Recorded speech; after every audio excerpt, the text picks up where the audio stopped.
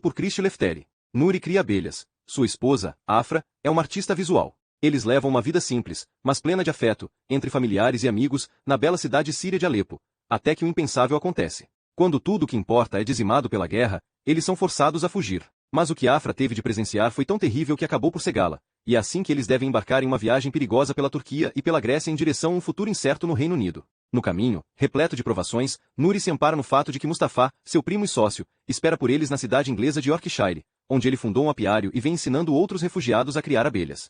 Comovente, poderoso, apaixonante e escrito com maestria, O Homem que Escutava as Abelhas é um testemunho do triunfo do espírito humano. É o tipo de livro que nos lembra do poder de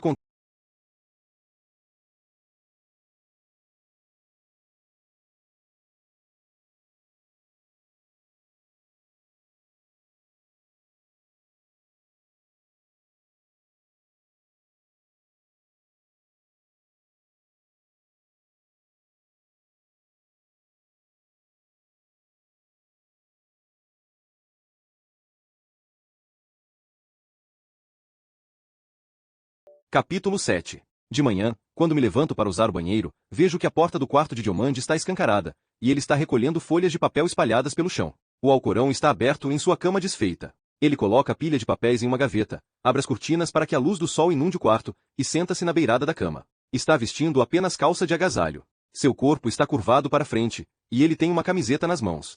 Não me notou parado à porta. Está com a cabeça em outro lugar, e se vira ligeiramente para a janela, de modo que vejo uma estranha deformidade sobressaindo na pele das suas costas, onde deveriam estar as omoplatas. Como se ele tivesse acabado de eclodir de um ovo, asinhas brancas, firmes e musculosas, como punhos apertados. Leva um tempo para minha mente captar com meus olhos. Ele rapidamente enfia a camiseta pela cabeça. Mexo os pés e ele se vira de frente para mim. Nuri, é este o seu nome? O súbito som da sua voz me surpreende. Tive um encontro com Lucy Fisher.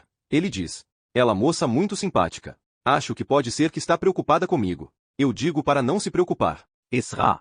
Fisher, não se preocupe. Tenho oportunidades neste país. Eu vai encontrar trabalho. Meu amigo me disse que se eu quero ficar em segurança e se quero ficar vivo, deveria vir para o Reino Unido.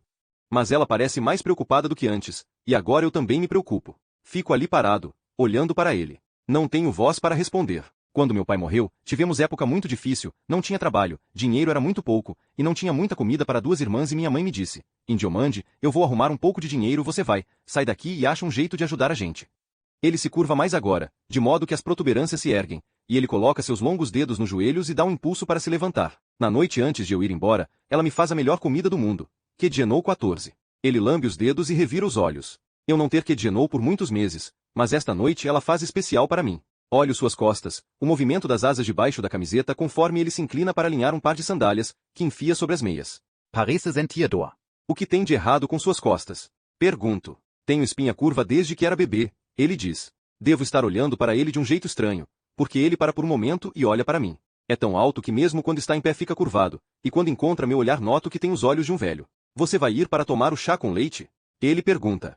Gosto muito disso. Vou, digo, e minha voz sai rouca. Te encontro lá embaixo daqui a pouco. Tranco a porta do banheiro, para que o marroquino não torne a entrar. Lavo o rosto e as mãos até os cotovelos, e limpo a cabeça e os pés até os tornozelos. Estou suando e não consigo tirar da cabeça as asas, para poder pensar nas palavras da oração. Quando me posiciono no tapete para dizer Yalalhu Abkar, avisto meu rosto no espelho acima da pia e paro com as mãos nas orelhas. Estou muito diferente agora, mas não consigo precisar de que maneira. Sim, há vincos que não estavam ali antes, e até meus olhos parecem ter mudado, estão mais escuros e maiores, sempre alertas, como os olhos de Mohammed, mas não é isto. Mudou mais alguma coisa, algo insondável. O trinco da porta chacoalha. Geht's? Não respondo, mas deixo a água correr, de modo que o banheiro enche-se de vapor, esperando ver Mohammed, mas ele não está aqui. Visto Afra com calma. Não sei bem porque ela não faz isso sozinha, mas ela fica ali, às vezes com os olhos fechados, enquanto eu enfio o vestido em seu corpo, e enrolo o hijab na sua cabeça. Desta vez, ela não guia os meus dedos quando coloco os grampos, só fica calada, e posso ver pelo espelho que seus olhos continuam fechados, e me pergunto por que estão fechados, uma vez que ela não pode ver mesmo. Mas não pergunto. Está segurando a bolinha de gude com tanta força que seus nós dos dedos estão brancos. Depois, ela se deita na cama, pega o caderno de desenho na mesa de cabeceira, e coloca-o sobre o peito, ficando ali em silêncio, em seu próprio mundo, respirando devagar. Quando desço para o andar de baixo, o marroquino e Diomande não estão lá. A proprietária me diz que eles saíram para tomar um pouco de sol. Ela está novamente na faxina. Está usando uma maquiagem carregada, cílios grandes e pretos que parecem grandes demais para serem de verdade, e um batom vermelho vivo, da cor de sangue fresco. Mas por mais que ela borrife aquele polidor, por mais que ela esfregue, não consegue se livrar da umidade, do mofo e do cheiro de viagens terríveis, cheias de medo. Eu me pergunto como foi que ela veio parar neste país. Imagino que tenha nascido aqui, por causa da sua pronúncia britânica excelente, e sei que tem uma família grande porque, à noite, ouço muito barulho vindo da sua casa, no vizinho, crianças e outros parentes entrando e saindo. E ela sempre cheira temperos e alvejante, como se sempre estivesse limpando ou cozinhando. Entro em contato com Lucy Fisher e conto a ela o problema na clínica médica, e ela pede desculpas e diz que trará os novos documentos amanhã. Ela é calma e eficiente, e gosto que esteja cuidando de nós. Mas seu erro, embora pequeno, me faz lembrar que ela é humana, que tem limitações, e isto me deixa com medo. Afra está sentada no sofá, escutando a TV. A não ser pelas reuniões com Lucy Fisher, esta é a primeira vez que ela concorda em sair do quarto, em se permitir, de uma maneira tímida, fazer parte do mundo. Sento-me com ela por um tempo, mas acabo saindo para o pátio cimentado e olho pela cerca-jardim da proprietária. Mohamed tinha razão. É muito verde, cheio de arbustos, árvores e flores, com uma cesta de basquete e um comedouro de passarinhos, alguns brinquedos, uma pequena bicicleta azul e um tanque de areia. Também tem um tanque com uma fonte ornamentada com um menino anjo segurando uma concha, mas não sai água dela. O pátio é vazio e cinzento, comparado ao jardim da proprietária, mas a abelha está aninhada em uma das flores, dormindo. Subitamente, o suporte de madeira lembra-me os apiários e como as colmeias pareciam ninhos para as abelhas selvagens. Lembro-me de remover os quadros individuais para inspecionar os favos. Era minha função assegurar que as populações de abelhas coincidissem com os fluxos de néctar. Eu precisava saber onde eles aconteciam, onde se localizavam os cultivos, e depois fazer planos para poder manejar as colônias e atingir meus objetivos, porque não estávamos produzindo só mel, mas também pólen, própolis e geleia real. Você deveria trazer sua cama para cá. Viro-me e o marroquino está ali parado, com um sorriso enorme no rosto. Que dia lindo! Ele diz, olhando para o céu. E eles dizem que neste país só chove. À noite, na sala de visitas, o marroquino e Diomande jogam forca usando palavras inglesas. É um desastre total, mas não digo nada e não corrijo a ortografia, e logo outros moradores se juntam a eles. A afegã é muito competitiva e aplaude com força quando ganha. O homem com quem ela sempre fala, que agora eu sei ser seu irmão, é um pouco mais novo do que ela, usa um excesso de gel no cabelo, e tem um cavanhaque falho. Os dois são muito inteligentes. Nas noites em que fiquei sentado aqui, escutando eles conversarem, ouvi-os falando árabe, farsi, inglês e até um pouco de grego. Observo as costas de Diomande, as asas que confundi com omoplatas, a maneira como elas se mexem debaixo da camiseta, a maneira como ele leva a mão à coluna de vez em quando, hábito que, provavelmente, é de vida toda. Ele está sempre com dor, esse menino, mas seu sorriso e sua risada são cheios de luz. Está discutindo com o marroquino como soletrar em mouse. O marroquino acha que tem um IW na palavra. Diomande está batendo a mão na testa. Meus olhos fecham-se e as vozes começam a se confundir. Quando volto a abri-los, posso ouvir as abelhas, milhares delas trabalhando como costumavam fazer. O barulho vem de fora. A sala está silenciosa, a não ser pelo som de bolinha de gude rolando no assoalho. Mohamed está sentado no chão. Tio Nuri. Ele diz, quando me escuta me mexendo. Você está dormindo há um bom tempo. O relógio na parede mostra 3 da manhã. Achou a chave? Ele pergunta. Não tinha nenhuma chave. Eram flores. Você foi para o lugar errado. Ele diz. Não é naquela árvore, é no outro jardim. No jardim verde. É uma das árvores pequenas. A chave está lá. Eu consigo ver pelo buraco. Para que você precisa da chave? Pergunto. Preciso sair? É tudo que ele diz. Você pega ela para mim? Destranco as portas do pátio, e o som de abelhas me atinge. O ar está pesado e denso, mas não vejo uma abelha sequer. A escuridão é vazia. Mohamed me segue até o pátio. Está ouvindo isso? Pergunto. De onde vem? Só olhe no outro jardim, tio Nuri, e você vai encontrar a chave. Olho pelo buraco, mas está tão escuro que mal posso enxergar as árvores, quanto mais uma chave. Você tem que passar por cima da cerca, ele diz, superando o barulho, esse zumbido constante que vem do lugar mais profundo da atmosfera, como ondas de memória. Pego a escada, subo e passo para o jardim da proprietária. De repente, estou cercado pela suavidade de árvores e flores escuras, sombras desfocadas agitando-se à brisa. A bicicletinha está encostada no muro, reconheço o contorno do tanque de areia e caminho à sua volta. Agora, posso ouvir Mohamed me guiando, está me dizendo para virar à esquerda e acabo vendo que ele descreve, um arbusto pequeno. Desta vez, há uma chave pendurada em um dos ramos. Ela capta a luz do luar. Tenho que puxar com força para arrancá-la, está enroscada na folhagem. Depois, coloco a bicicleta junto à cerca, para poder voltar para o outro lado. Quando estou de volta no pátio, Mohamed foi-se. Fecho as portas do pátio para impedir o barulho, subo a escada e vou para a cama. Afra dorme com ambas as mãos pousadas debaixo da face. Respira lenta e profundamente. Desta vez, deitou-me de costas e segura a chave junto ao peito. O zumbido está distante, agora. Acho que posso ouvir. ASONDAS. Do Egeu estavam calmas no final da tarde. O fogo tinha sido apagado, e estávamos a bordo de uma embarcação da marinha, indo para a ilha de Leros. Esta é a segunda vez que estou num barco, Mohamed disse. A primeira vez foi um pouco assustador, você não acha? Só um pouquinho. Imediatamente pensei em Sami. Ele havia estado em um barco uma vez, quando levamos para visitar os avós na costa síria, numa cidadezinha à sombra das montanhas libanesas. Ficou com medo da água, gritou, e eu peguei nos braços, acalmando ao mostrar o peixe na água. Depois, ele olhou para as faixas do peixe prateado sob a superfície, com lágrimas nos olhos e um sorriso no rosto. Sempre teve medo de água, até quando lavávamos seu cabelo, não queria que ela entrasse nos ouvidos, nem nos olhos. Era um menino do deserto. Só conhecia a água das correntes que se evaporavam e dos tanques de irrigação. Ele e Mohammed tinham a mesma idade. Se ele estivesse aqui, os dois teriam ficado amigos. Mohammed teria cuidado de Sami porque Sami era mais sensível, mais medroso, e Sami teria contado histórias para Mohammed. Como ele amava contar histórias. Queria que minha mãe estivesse aqui, Mohammed disse, e pus a mão no seu ombro, olhando para ele enquanto seus olhos cintilavam, seguindo os peixes no mar. Afra estava sentada atrás de nós, em uma das cadeiras. Um membro da ONG havia lhe dado um bastão branco para segurar, mas ela não gostou dele, então o deixou no chão ao seu lado. Ao desembarcarmos, já havia voluntários esperando. Dava para ver que ali havia estrutura. Muitas pessoas já tinham passado por lá, e a ONG estava bem preparada. Fomos encaminhados do porto, por uma pequena subida, até o centro de registro de novas chegadas, uma grande tenda. O lugar estava lotado de refugiados, soldados e policiais que usavam óculos de sol espelhados azuis. Pelo que pude ver, havia gente da Síria, do Afeganistão, de outros países árabes e de partes da África. Homens uniformizados e com expressão séria dividiram-nos em grupos. Mulheres solteiras, menores desacompanhados, homens solteiros com passaportes, homens solteiros sem passaportes, famílias. Por sorte, nós três conseguimos ficar juntos. Designaram-nos uma das longas filas e nos deram pãezinhos com queijo. As pessoas estavam inquietas, esperando para ser identificadas. Queriam seus documentos para poder existir aos olhos da União Europeia. E os que tinham a nacionalidade errada não receberiam documentos, a não ser para uma passagem de volta para onde fosse. Por fim, após horas aguardando, chegamos à frente da fila. Mohammed tinha adormecido em um dos bancos na outra ponta da tenda, e Afra e eu nos sentamos em frente a um homem que folheava algumas anotações sobre a mesa. Afra ainda segurava o pãozinho na mão. O homem olhou para ela e se recostou para trás na cadeira, sua barriga grande o suficiente para equilibrar um prato. Embora estivesse frio na tenda, ele tinha gotas de suor na testa, e sob os olhos havia olheiras grandes como sorrisos. O homem abaixou os óculos escuros da cabeça para o nariz. De onde vocês são? Perguntou. Da Síria, respondi. Vocês têm passaportes? Temos. Peguei os 3 passaportes na minha mochila e coloquei-os abertos sobre a mesa. Ele levantou os óculos, percorrendo-os. Em que parte da Síria? Alepo. Este é o seu filho. Ele indicou uma fotografia de Sami. Quantos anos ele tem? 7.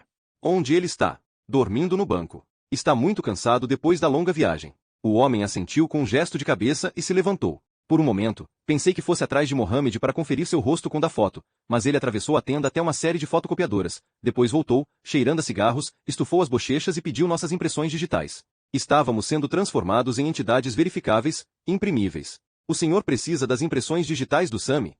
Perguntei.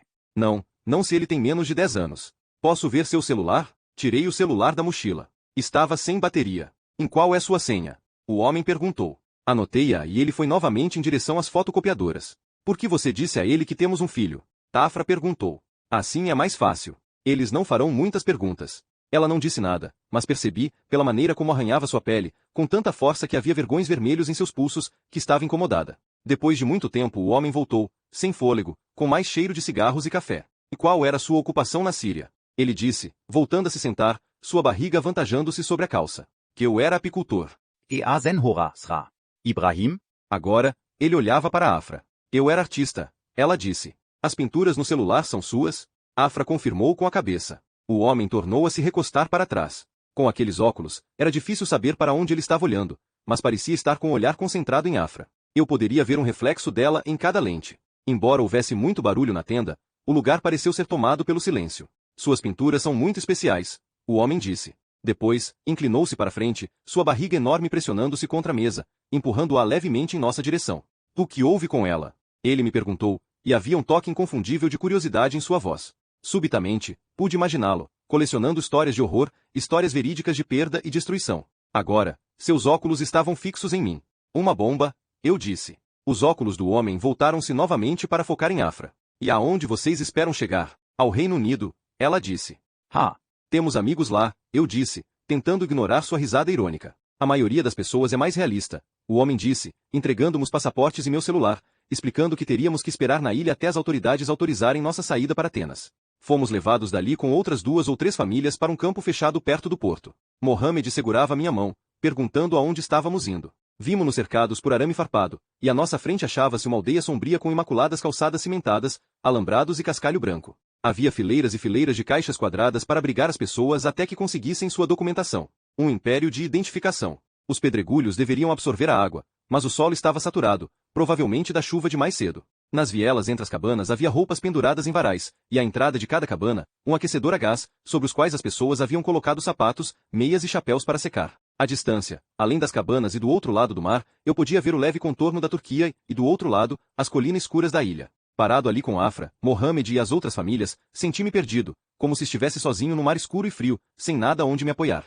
Aquela era a primeira vez em muito tempo que eu tinha sentido alguma proteção, alguma segurança, e, no entanto, naquele momento, o céu pareceu grande demais, a chegada do crepúsculo continha uma escuridão desconhecida. Olhei para o brilho laranja dos aquecedores a gás, senti a certeza dos meus pés nos pedregulhos. Mas em algum lugar ali perto havia gritaria numa língua que eu não entendia, seguida por um longo grito. A voz estava desesperada e vinha de um lugar profundo e oco, espantando os passarinhos, que voaram para um céu laranja. Cada cabana já estava dividida, separada com cobertores e lençóis para abrir espaço para mais famílias. Recebemos uma parte em uma delas, e nos disseram que havia comida no antigo asilo ao lado do centro de registro, e que os portões seriam fechados às 9 da noite.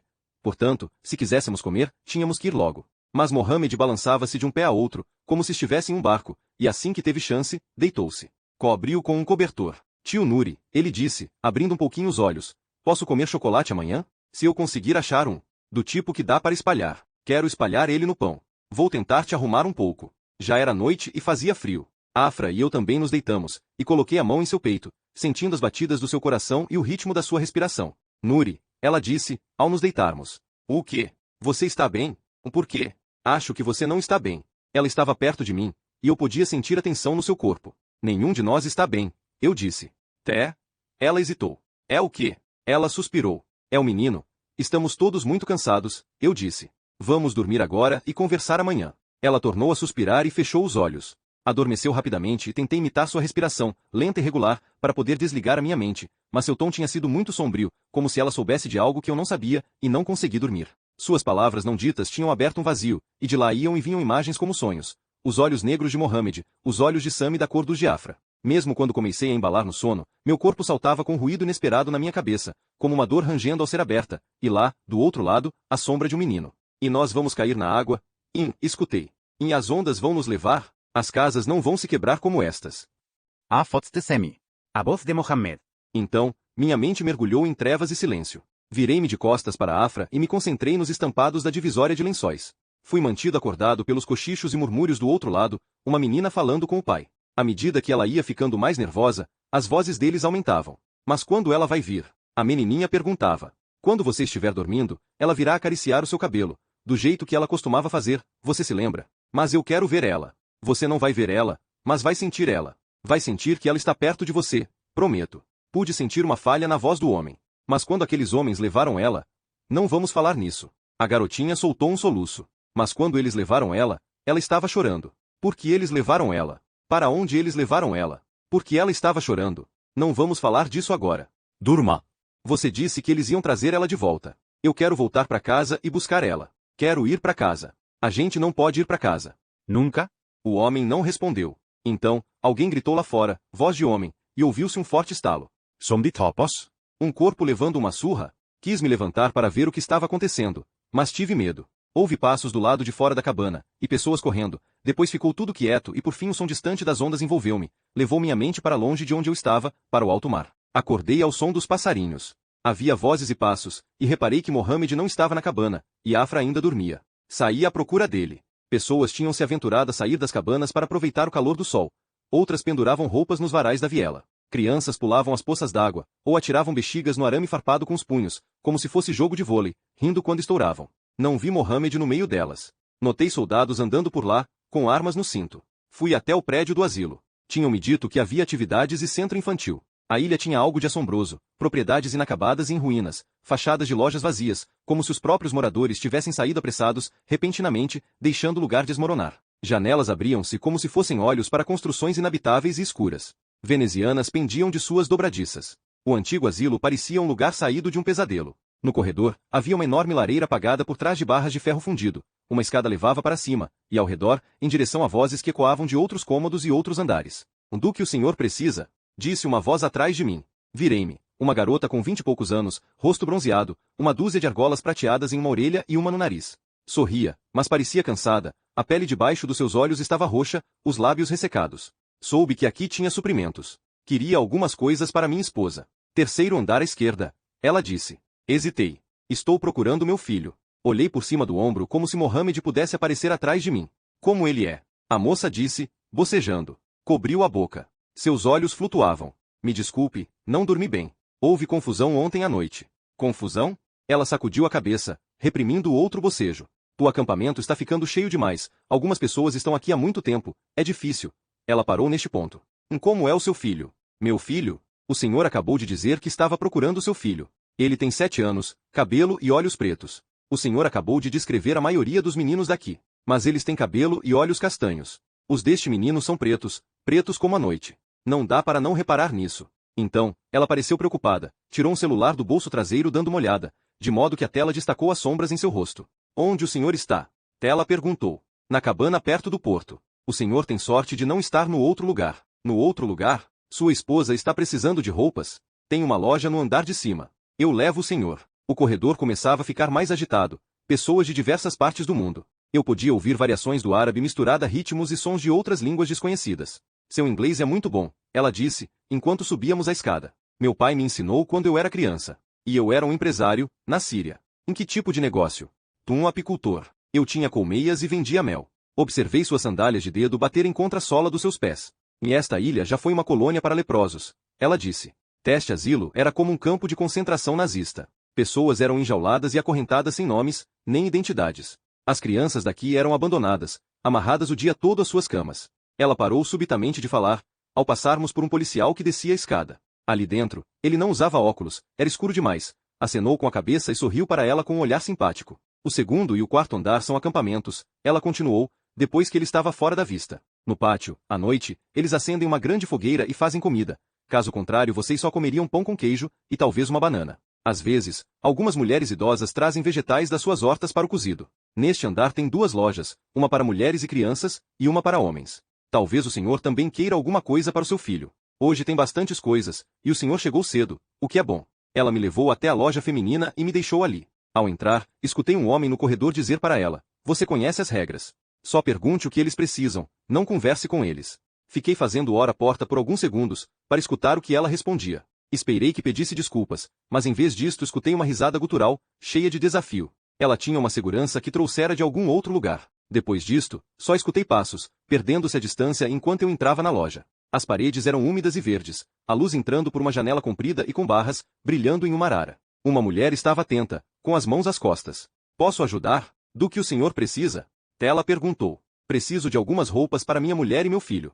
Ela me fez perguntas sobre o tamanho deles e o formato do corpo, movendo os cabides ao longo da arara, até tirar algumas peças adequadas. Saí de lá com 3 escovas de dente, 2 lâminas de barbear, um sabonete, uma sacola cheia de roupas e roupas íntimas, e um par de calçados extra para Mohammed. Imaginei que ele iria ter bastante vontade de correr ali, com as outras crianças. Talvez as tivesse ouvido jogando pela manhã, e tivesse se levantado para se juntar a elas. Talvez algumas delas tivessem descido até o mar para receber os recém-chegados. Ao longo do porto, havia lojas, Vodafone, Western Union, uma padaria, um café, uma banca de revistas, todas com placas do lado de fora em árabe. Chip para celular, conexão Wi-Fi, carregue seu celular. Entrei no café. O lugar estava cheio de refugiados tomando chá, água ou café, uma folga dos acampamentos. Havia pessoas falando em curdo e em farsi. À frente, um homem e um menino conversavam em árabe da Síria. Uma garçonete saiu da cozinha, nos fundos, com um bloquinho de anotações, perguntando o que eu queria. Foi seguida por uma mulher mais velha, que segurava uma bandeja cheia de copos d'água. Ela colocou os copos nas mesas, conversando com os fregueses, chamando-os pelo nome. Tinha aprendido um pouco das 3 línguas. Pedi um café, que me disseram ser grátis, e me sentei a uma das mesas. Quando trouxeram meu café, saboreei-o gota a gota. Nunca pensei que me sentaria em algum lugar, ao lado de outras famílias, tomando café, sem som de bombas, sem medo de franco-atiradores. Foi nessa hora, quando o caos parou, que pensei em Sammy. Então veio a culpa por conseguir apreciar o café. Está sozinho? Levantei os olhos. A mulher mais velha olhava para mim e sorria. Fala inglês? Perguntou. Falo. Não estou sozinho. Estou com a minha esposa e meu filho. Estou procurando ele. Tem mais ou menos esta altura, olhos e cabelos pretos. Parece com todos os meninos. A senhora sabe onde posso comprar chocolate? Ela me explicou que havia uma loja de conveniências no fim da rua. Reparei que algumas pessoas haviam pedido comida. Os refugiados haviam trazido atividade comercial para aquele lugar. Normalmente, em março, a ilha teria ficado quase deserta. Quando saí, fui até a loja de conveniências no final da rua, e lá comprei um pote de Nutella e pão fresco. O menino ia adorar. Mal podia esperar para ver a animação em seus olhos. Encontrei um café com internet, porque queria ver se Mustafa havia respondido ao meu e-mail. Fiquei nervoso ao digitar meu nome de usuário e a senha. Em parte eu não queria saber, porque se não houvesse e-mail dele, então acharia ainda mais difícil seguir em frente, mas fiquei feliz ao ver uma série de mensagens à minha espera. 4 de fevereiro de 2016. Caro Nuri. Mustafa não tem conseguido acessar os e-mails. Falei com ele hoje, ele chegou à França, e me pediu para checar suas mensagens e responder. Esperava que houvesse uma mensagem sua, tenho esperado todos os dias. Não posso nem começar a explicar a satisfação que sinto por ter notícias suas. Mustafa e eu estávamos muito preocupados. Ele procurou não imaginar coisas ruins, mas achou difícil, como você deve saber. Quando eu voltar a falar com ele, contarei a boa notícia. Ele vai ficar muito feliz. Aya EU estamos na Inglaterra. No momento, estamos vivendo numa casa compartilhada, em Yorkshire, esperando saber se nos concederam asilo. Estou feliz que tenha chegado a Istambul, Nuri, e espero que chegue a salvo na Grécia e mais longe. Com amor, da AB 28 de fevereiro de 2016. Caro Nuri. Finalmente cheguei até minha filha e minha esposa na Inglaterra. Foi uma viagem horrível pela França, e não quero escrever sobre isto aqui, mas contarei quando você chegar. Sei que conseguirá vir até nós. Estamos esperando vocês. Não descansarei até vocês chegarem. Você é como meu irmão, Nuri. Minha família não está completa sem você e Afra. Da hab está muito infeliz, Nuri. Estava tentando ficar forte por causa da Aya, mas desde que cheguei aqui ela passa o dia todo deitada, com a luz apagada, agarrada a uma fotografia de Firas. Às vezes ela chora, mas na maior parte do tempo fica em silêncio. Não fala sobre ele. Só diz que está feliz que agora eu esteja a seu lado. Vi pelo seu último e-mail que você estava em Istambul. Espero que, a esta altura, tenha conseguido chegar à Grécia. Soube que a Macedônia fechou suas fronteiras, então será difícil vir de lá, como foi para mim, mas você precisa seguir em frente. Quando voltar a ter notícias suas, espero que esteja mais perto de onde estamos. Inúmeras vezes desejei não ter ficado para trás, ter deixado Alepo com minha esposa e minha filha, porque aí meu filho ainda estaria conosco. Pensar nisto me leva próximo da morte. Não podemos voltar atrás, não podemos mudar as decisões que fizemos no passado. Não matei meu filho. Tento me lembrar destas coisas, senão me perderei nas trevas. O dia em que eu souber que você conseguiu chegar à Inglaterra encherá minha alma de luz. Mustafa fico ali sentado, lendo e relendo o e-mail. Você é como meu irmão, Nuri. E me volta a lembrança da casa do pai de Mustafa nas montanhas.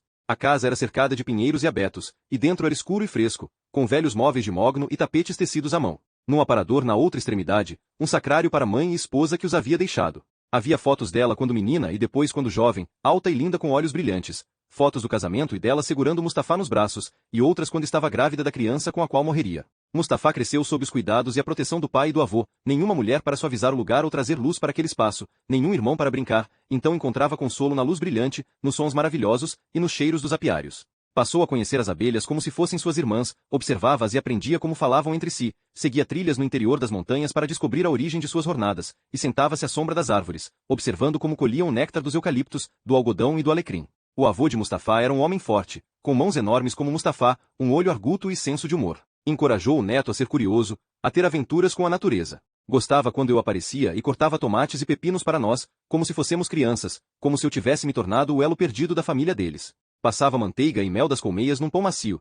Depois se sentava conosco e contava histórias sobre sua própria infância ou sobre sua querida nora. Ela era uma mulher muito boa, ele dizia. Cuidava bem de mim, e nunca me dizia para calar a boca, quando eu falava demais.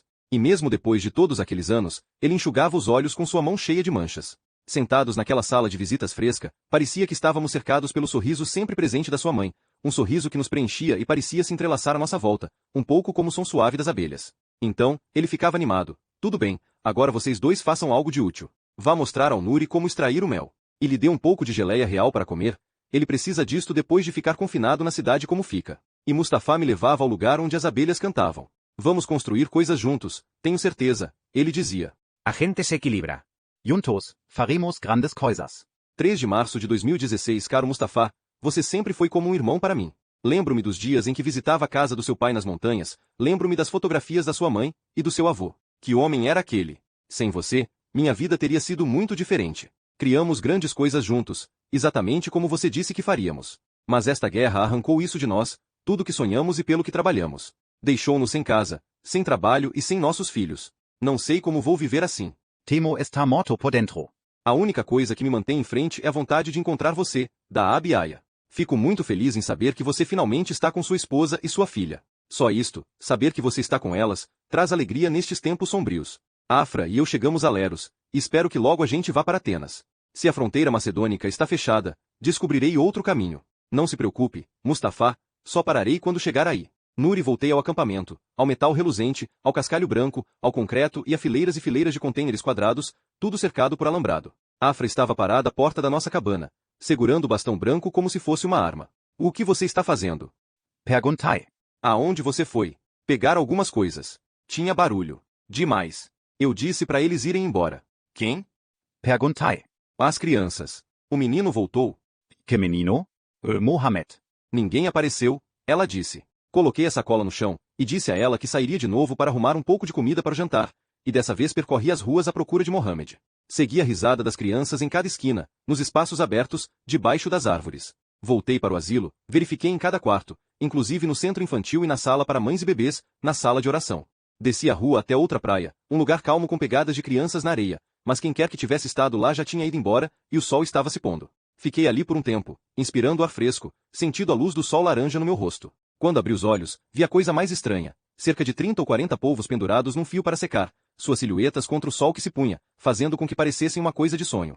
Esfreguei os olhos, pensando que poderia ter adormecido, mas os polvos continuavam ali pendurados, seus braços para baixo por efeito da gravidade assumindo um formato esquisito, como rostos de homens com barbas compridas. Toquei na carne borrachuda, cheirei para ver se eram frescos, e peguei um para cozinhar numa fogueira. Segurei-o nos braços como se estivesse segurando uma criança, e voltei para as cabanas, comprando um isqueiro na loja de doces, e recolhendo alguns gravetos e galhos ao longo do caminho. Quando voltei para o acampamento, Afra estava sentada no chão, rodando algo nos dedos. Vi que era a bolinha de gude clara de Mohamed, com o veio vermelho. Estava prestes a perguntar sobre Mohamed, mas notei que o rosto dela tinha se abatido subitamente e seus olhos já não estavam vazios, estavam vivos e cheios de tristeza. O que foi? Perguntei. Você está com os olhos tristes. Com estou? Está, respondi. É porque acabei de perceber que perdi minha pulseira de platina. Sabe aquela que a minha mãe me deu? Osai. Eu me lembro, eu disse. Aquela com as estrelinhas. Eu me lembro. Eu pus ela antes de a gente sair. Devo ter perdido no barco. Agora, está no mar. Sentado no chão ao seu lado, passei os braços à sua volta, e ela relaxou a cabeça no meu ombro, exatamente como fez no buraco do jardim antes de deixarmos Alepo. Dessa vez, ela não chorou. Senti sua respiração no meu pescoço e o bater dos seus cílios na minha pele, e ficamos assim por um bom tempo, enquanto a cabana escurecia e só dava para ver o brilho do fogo a gás. À nossa volta, havia barulho, pessoas gritando, crianças correndo, um vento forte nas árvores, vindo do mar, chegando até nós em ondas. Eu me perguntei se Mohamed ainda estaria brincando, ou se estaria voltando para a cabana. Então, fui para fora preparar o polvo. Empilhei os galhos e os gravetos no chão, coloquei o polvo num galho acima do fogo. Levou muito mais tempo do que pensei, ainda que o polvo já estivesse ligeiramente cozido por estar pendurado ao sol. Quando ele estava macio bastante, e frio bastante, cortei-o em pedaços e levei-o para dentro, para a Afra. Ela o devorou, lambendo os dedos, agradecendo-me por prepará-lo, perguntando onde eu tinha achado tal coisa. Você mesmo pegou ele no mar? Não? Eu ri. Mas você não poderia ter comprado. É caro demais. Eu achei. O quê? Você estava andando, pensando na vida, e simplesmente achou o polvo. Foi, eu disse, e ela riu com vontade, riu com os olhos também. Olhei além da porta, ansioso, esperando Mohamed. Afra deitou a cabeça em alguns dos cobertores e fechou os olhos sem dizer mais nada. Deitei-me ao lado dela, e depois de um tempo escutei portões abrindo-se e fechando, portas distantes sendo trancadas. Do outro lado da divisória a criança chorava, o pai murmurava palavras tranquilizadoras. Não, os homens com as armas não vão matar a gente. Não se preocupe. Não, eles não vão, eu juro. Mas eles poderiam atirar na gente. Agora, o homem riu. Não, eles estão aqui para ajudar a gente. Agora, feche os olhos. Feche os olhos e pense em todas as coisas que você ama. Como a minha bicicleta lá em casa. Isto é bom. Fique pensando na sua bicicleta. Houve silêncio por um longo tempo, e depois escutei a menina voltar a falar, mas desta vez sua voz estava mais suave, mais calma. Papai? Ela disse. O quê? Eu senti. O que você sentiu? A mamãe fazendo carinho no meu cabelo. E então, nenhum dos dois voltou a falar, mas eu quase podia sentir o coração do homem despencar no silêncio. Ao longe, havia brincadeiras, pessoas falando e rindo. Nessa noite não houve gritaria. Olhei para o polvo e para a Nutella com pão, tudo colocado no chão para o caso de Mohamed voltar à noite. Ele veria a comida e saberia que era para ele. Mas agora o acampamento estava fechado. Eu estava trancado lá dentro, e Mohamed trancado do lado de fora. Levantei-me e caminhei pela malha de caixas no escuro, até a beirada do campo, até achar a entrada. Havia 2 soldados parados no portão, empunhando armas. Pois não? Disse um deles. Preciso sair. Agora é muito tarde. O senhor pode sair pela manhã. Então eu estou trancado aqui dentro, como um prisioneiro. O homem não respondeu, e também não desviou os olhos. Preciso encontrar meu filho. O senhor pode encontrá-lo pela manhã. Mas não faço ideia de onde ele esteja. Até onde o senhor acha que ele foi? Aqui é uma ilha. Mas ele pode estar sozinho e assustado. Os soldados não estavam dispostos a entrar na minha conversa. Mandaram-me embora, e tentei voltar para a cabana, mas era difícil no escuro, toda esquina era igual, e eu não tinha contados quadriculados, para poder saber aonde ir. Será que era isto que tinha acontecido com Mohammed? Será que ele tinha saído sem contar, e não tinha conseguido achar o caminho de volta? Será que ele tinha sido acolhido por outra família? Resolvi me deitar no chão junto da porta de outra cabana. Assim ficava perto do calor do fogo a gás deles. Acordei pela manhã com o som de chuva nos telhados de metal das cabanas. Estava encharcado e me levantei, conseguindo, de algum modo, encontrar o caminho de volta para a Afra. Reconheci um lençol rosa pendurado em um dos varais. A chuva martelava.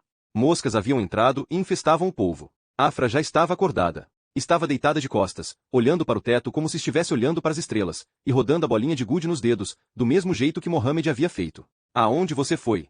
Tela perguntou. Sei me perdi. Eu não dormi na noite passada. Começou a chover, e só conseguia ouvir e ver chuva dentro da minha cabeça. Passei a mão sobre o polvo e as moscas dispersaram-se, zumbindo pela nossa parte da cabana, circulando uma em volta da outra e depois voltando ao polvo como imãs. Você está com fome?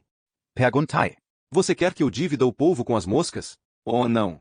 Eu ri. Temos pão e pasta de chocolate. Tirei o pão do saco de papel e parti em pedaços, deixando um pouco para Mohammed. Depois, abri a Nutella, pensando em como iria passá-la no pão sem uma faca. Afra disse que poderíamos mergulhar o pão no chocolate. Mais tarde, naquela manhã, quando a chuva finalmente parou, saí novamente à procura de Mohammed. Comecei perambulando pelo recinto, caminhando pelos contêineres das pessoas, pelas fileiras e fileiras do complexo, pelos corredores, debaixo das roupas dos varais, chamando Mohammed. O solo estava saturado de água.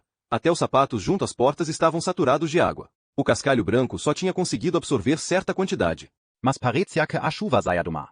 O alambrado e tudo agora estavam cobertos por uma película prateada, como metal líquido brilhante, fazendo o local ficar ainda mais parecido com uma prisão do que antes, e agora que o sol tinha saído, havia reflexos e respingos de luz.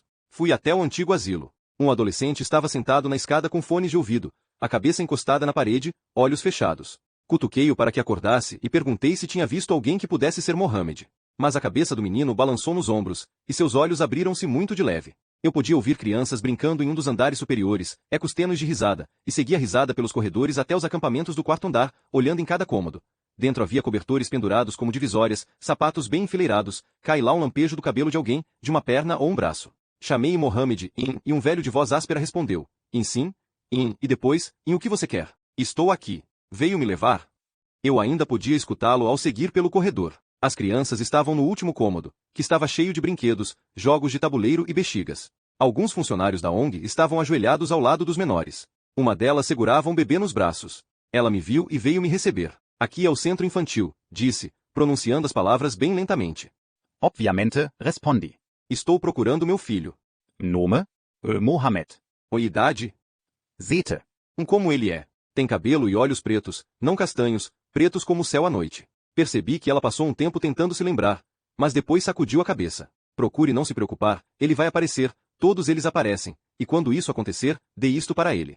Com a mão livre, ela remexeu num recipiente de plástico e pegou uma caixa de lápis de cor acoplada a um bloco. Agradeci e saí, e dessa vez quando voltei pelo corredor e desci a escada, quase pude ver os fantasmas daquelas pessoas, não muito tempo atrás, amordaçadas e acorrentadas às suas camas. Agora escutava ecos, não da risada das crianças, mas outros sons, nos limites da imaginação, onde os seres humanos deixam de ser humanos.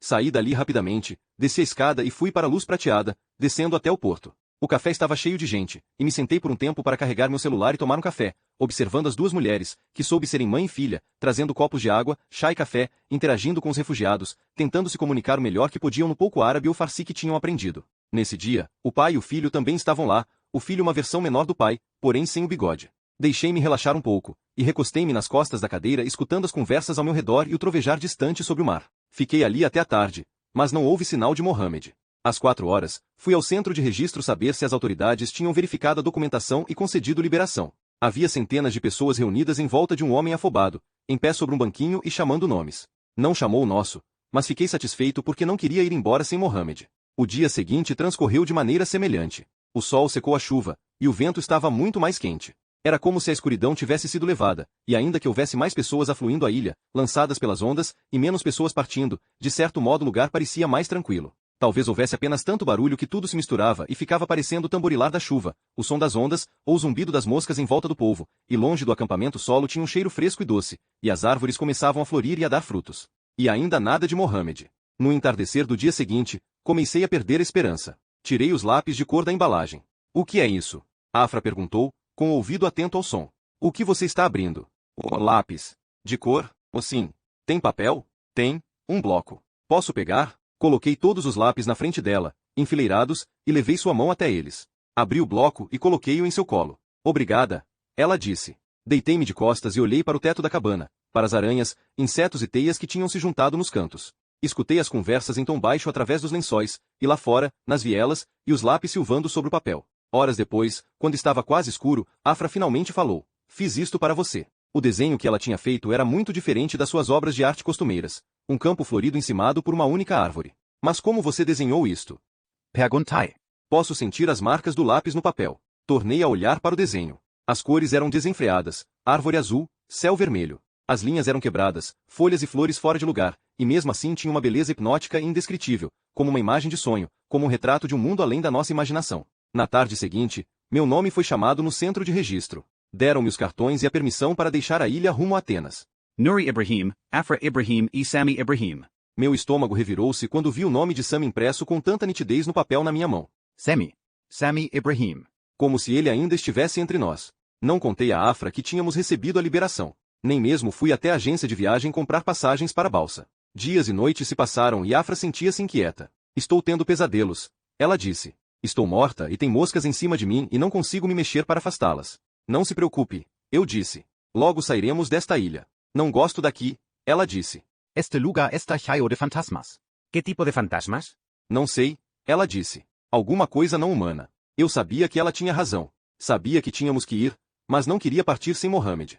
E se o menino voltasse e se perguntasse onde eu estava? Eu sabia que ele voltaria, tinha que voltar. Como o policial disse, ali era uma ilha, ele não poderia ter ido longe. Na noite seguinte, chovia novamente e Afra teve uma febre terrível. Sua cabeça estava quente, as mãos e os pés tão frios quanto o mar. Molhei sua testa e o peito com um pano úmido, minha camiseta embebida em água. Ele está brincando, ela disse. Quem? Sami, estou ouvindo ele. Diga para ele tomar cuidado. Ele não está aqui, eu disse. Está perdido, ela disse. Quem? Sami. Todas as casas acabaram e ele está perdido. Não disse nada. Esfreguei as mãos dela entre as minhas, para aquecê-las, contemplando seu belo rosto. Vi que estava com medo. Quero ir embora daqui, ela disse. Nós vamos. Quando? ¿Por qué está demorando tanto? Precisamos pegar a documentação. No dia seguinte, sua febre tinha piorado. Ela tremia e reclamava de dor nas costas e nas pernas. Diga para ele vir jantar, ela disse, enquanto eu a enrolava num cobertor. Vou dizer. Ele passou o dia todo fora, brincando. Eu digo para ele. Achei alguns limões sicilianos para fazer uma bebida calmante para ela tomar. Mas Afra foi piorando com o passar dos dias. Achei que ela estivesse perdendo a esperança. Eu sabia que tínhamos que sair dali, então lhe disse que tínhamos recebido a documentação. Esperei vários dias para ela ficar um pouco mais forte, até que, pelo menos, ela pudesse ficar em pé sozinha e sair ao ar livre para sentir o sol no rosto. Então, comprei as passagens e escrevi um bilhete. Mohammed, esperei um mês por você. Não faço ideia do que lhe aconteceu, de onde você está e se algum dia voltará para ler este bilhete, mas procurei por você todos os dias, e rezo para que Allah o proteja e cuide de você. Pegue o dinheiro e o cartão. Você precisa usar o nome Sami, este era o nome do meu filho, e ir até a agência de viagem, ela fica ao lado do Café Seven Gates, e comprar uma passagem de balsa em seu nome, para Atenas. Não perca a balsa porque não haverá mais dinheiro para comprar outra passagem. Você terá uma chance, então preste atenção nos horários. Esta vai ser sua terceira vez em um barco. Ao chegar a Atenas, tente nos achar. O número do meu celular é 0928. Não se esqueça de que pode ser que o celular não funcione. Meu nome completo é Nuri Ibrahim. Meu plano é ir de Atenas para o Reino Unido. Se você chegar a Atenas e não achar a gente, por favor, continue procurando. Por favor, tente chegar à Inglaterra, e se conhecer alguém que pareça boa pessoa, dê a ela o meu nome, espero que ela o ajude a me encontrar. Espero vê-lo em breve. Enquanto isso, tome muito cuidado, não deixe de se alimentar bem, e não desista. Às vezes é fácil desistir. Estarei pensando em você e rezando por você, mesmo através de mares e montanhas. Se você precisar atravessar mais alguma água, procure não ter medo. Rezarei por você todos os dias. Tio Nuri, dobrei a carta e o dinheiro dentro de um envelope, e coloquei-o no chão, no canto da cabana, debaixo do pote de Nutella. A balsa era muito grande, pintada com estrelas amarelas. Havia caminhões e carros estacionados no andar de baixo. No porto, pessoas despediam-se dos funcionários da ONG. A balsa deveria partir para Atenas às 9 da noite, e a viagem levaria umas 8 horas. Havia cadeiras para mulheres e pessoas mais velhas. O ar estava quente e naquela noite o mar estava calmo. Fiquei até o último minuto atento a Mohammed, mas não demorou muito para que todos os passageiros tivessem embarcado e a buzina da partida soou alta e clara. Então, a balsa afastou-se para o mar aberto, deixando para trás a ilha e os fantasmas. Afra respirou fundo, inalando o ar marinho. Então, a escuridão do mar e do céu invadiu minha mente, e tive mais uma vez aquela sensação de estar perdido. O céu, o mar e o mundo pareciam grandes demais. Fechei os olhos e rezei por Mohammed, o menino perdido que nunca foi meu.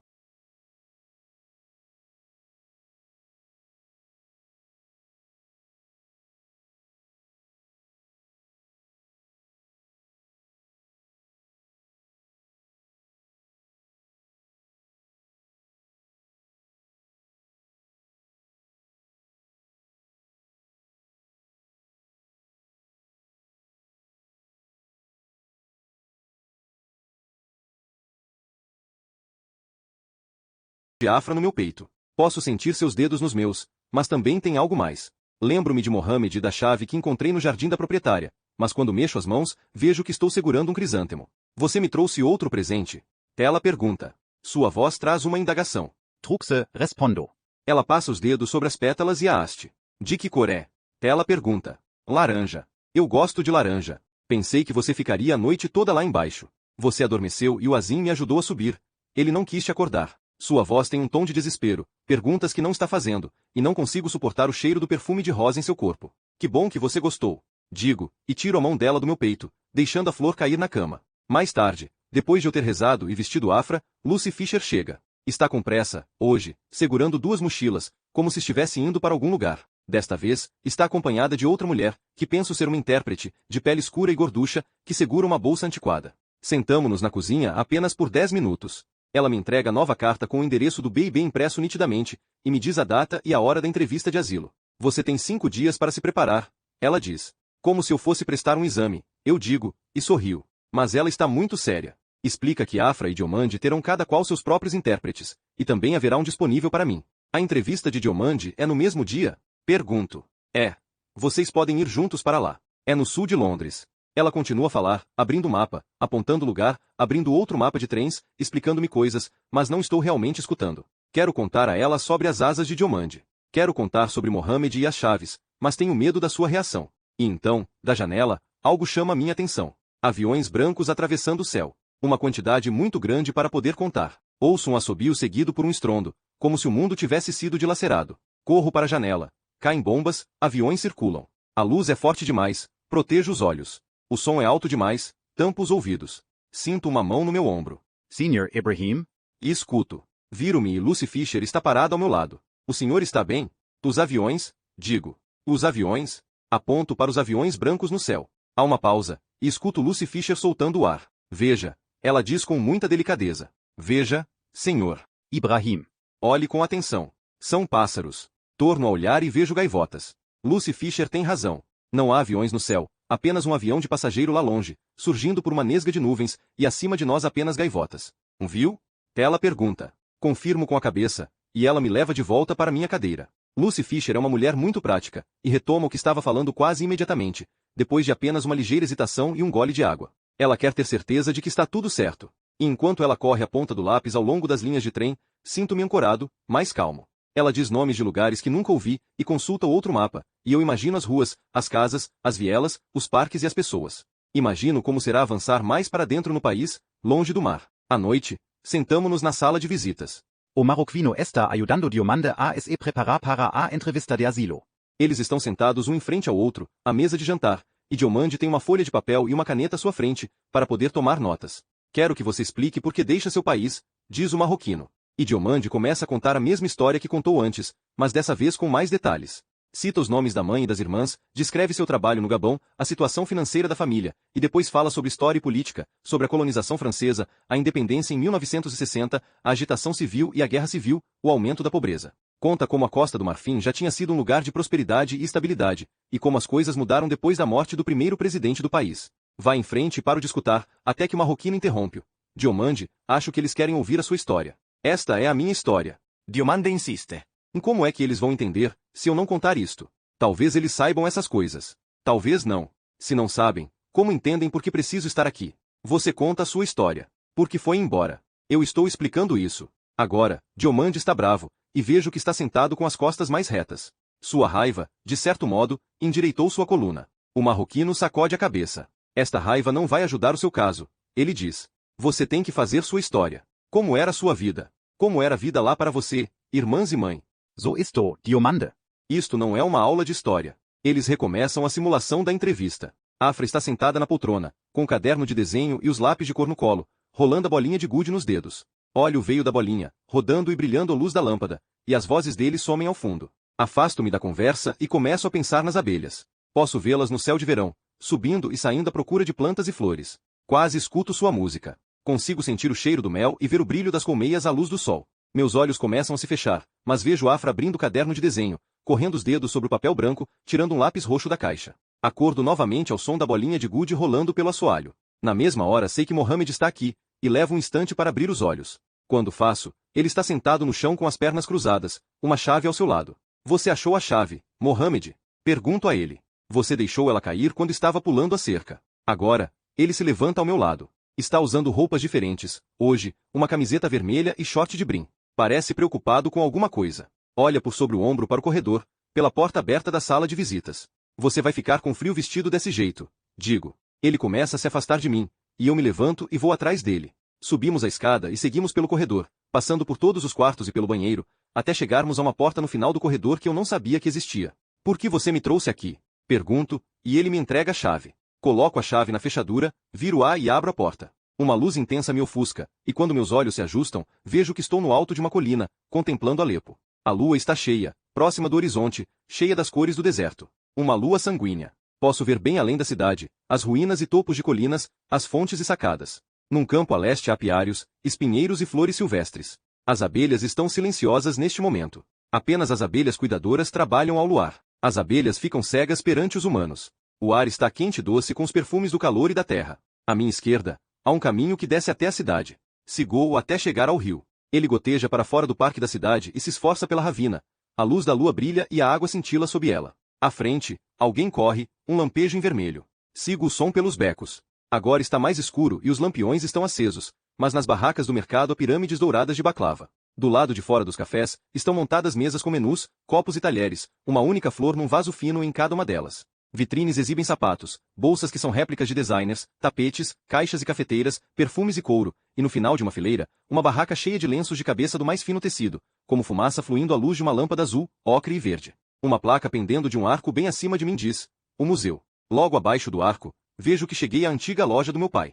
A porta está fechada, e encosto o rosto no vidro. Rolos de tecido fazem uma pilha alta nos fundos, sedas e linhos de todos os tons e cores. Na frente estão a caixa registradora e os potes dele com as tesouras, as agulhas e martelos. No final do beco reluixa uma luz roxa. Quando torno a olhar, vejo Mohamed dobrando uma esquina. Chamo, peço para esperar por mim, que deixe de fugir de mim, pergunto aonde ele está indo, mas ele não diminui o passo, então caminho mais rápido para alcançá-lo. Mas quando chego ao fundo do beco, o mundo se abre e estou de volta ao rio e a lua está mais alta no céu. Mohamed não está à vista, então me sento no chão, perto da água e espero pelo NASCIRDUSUL. Revelou Pireu, o céu cheio de gaivotas. Desembarcamos no porto de Atenas e fomos levados para um pátio cimentado junto ao porto, transbordando de tendas e encimado por guindastes.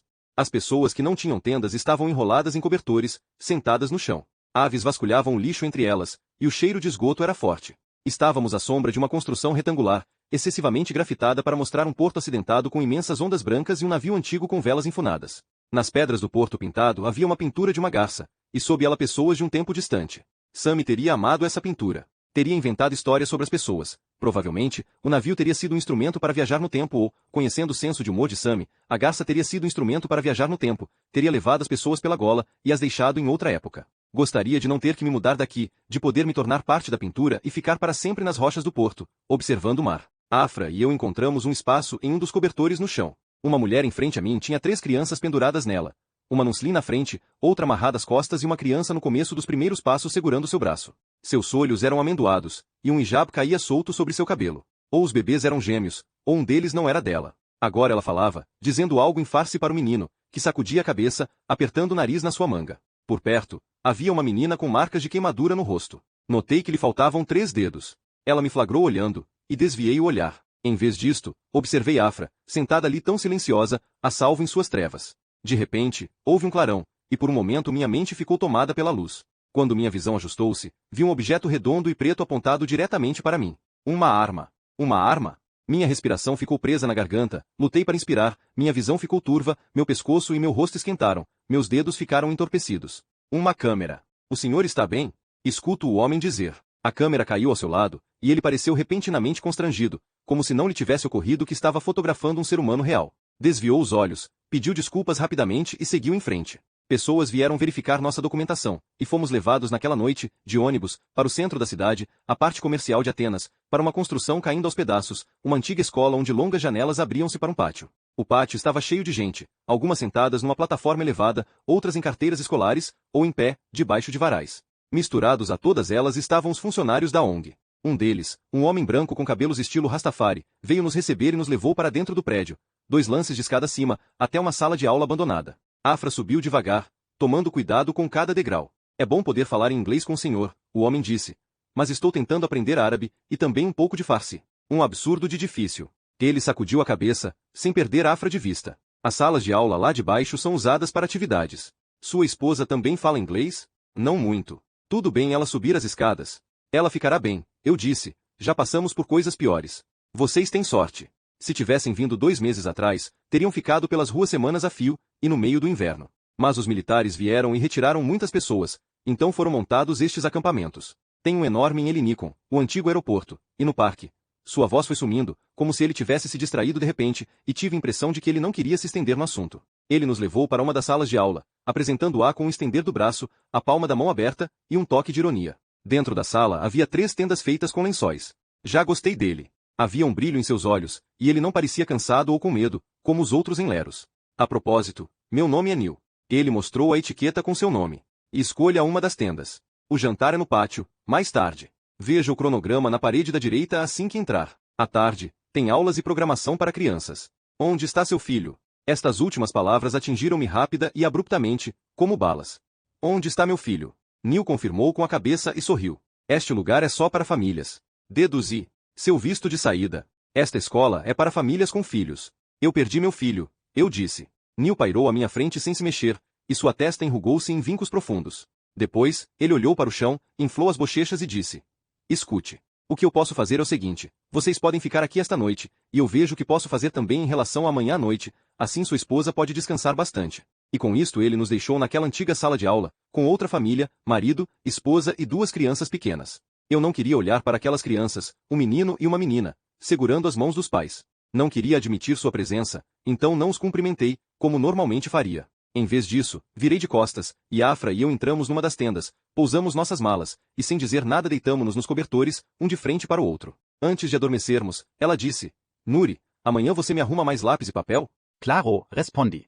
A outra família também logo se acomodou, e a sala de aula caiu num silêncio bem-vindo. Eu quase podia acreditar que estava hospedado em um hotel magnífico, e que os leves estalidos e barulhos acima de mim eram sons dos outros hóspedes. Lembrei-me da antiga casa dos meus pais, em Alepo, de como, quando criança, eu tinha tido medo de dormir até escutar os sons tranquilizadores dos passos da minha mãe parando em frente à minha porta. Ela dava uma espiada, e quando eu via a réstia de luz entrando no quarto escuro, sentia-me seguro e adormecia. Pela manhã, minha mãe ajudava meu pai na loja de tecidos, e passava as tardes lendo jornais, segurando o leque vermelho que sua avó havia lhe dado. Era feito de seda e tinha a imagem de uma cerejeira e um passarinho, trazendo uma palavra chinesa que minha mãe pensava significar destino. Ela dizia que era uma palavra difícil de traduzir, e o Anfen era uma força misteriosa que faz com que 2 vidas se cruzem de uma maneira significativa. Isto sempre me lembrou de como conheci Mustafa. Depois que sua mãe, minha tia, morreu, as famílias perderam o contato e passaram-se, no mínimo, 15 anos sem comunicação. O pai de Mustafa levava uma vida solitária nas montanhas, enquanto meus pais eram pessoas urbanas, trabalhando no calor e no caos dos mercados, onde se agitava o comércio de todo o mundo.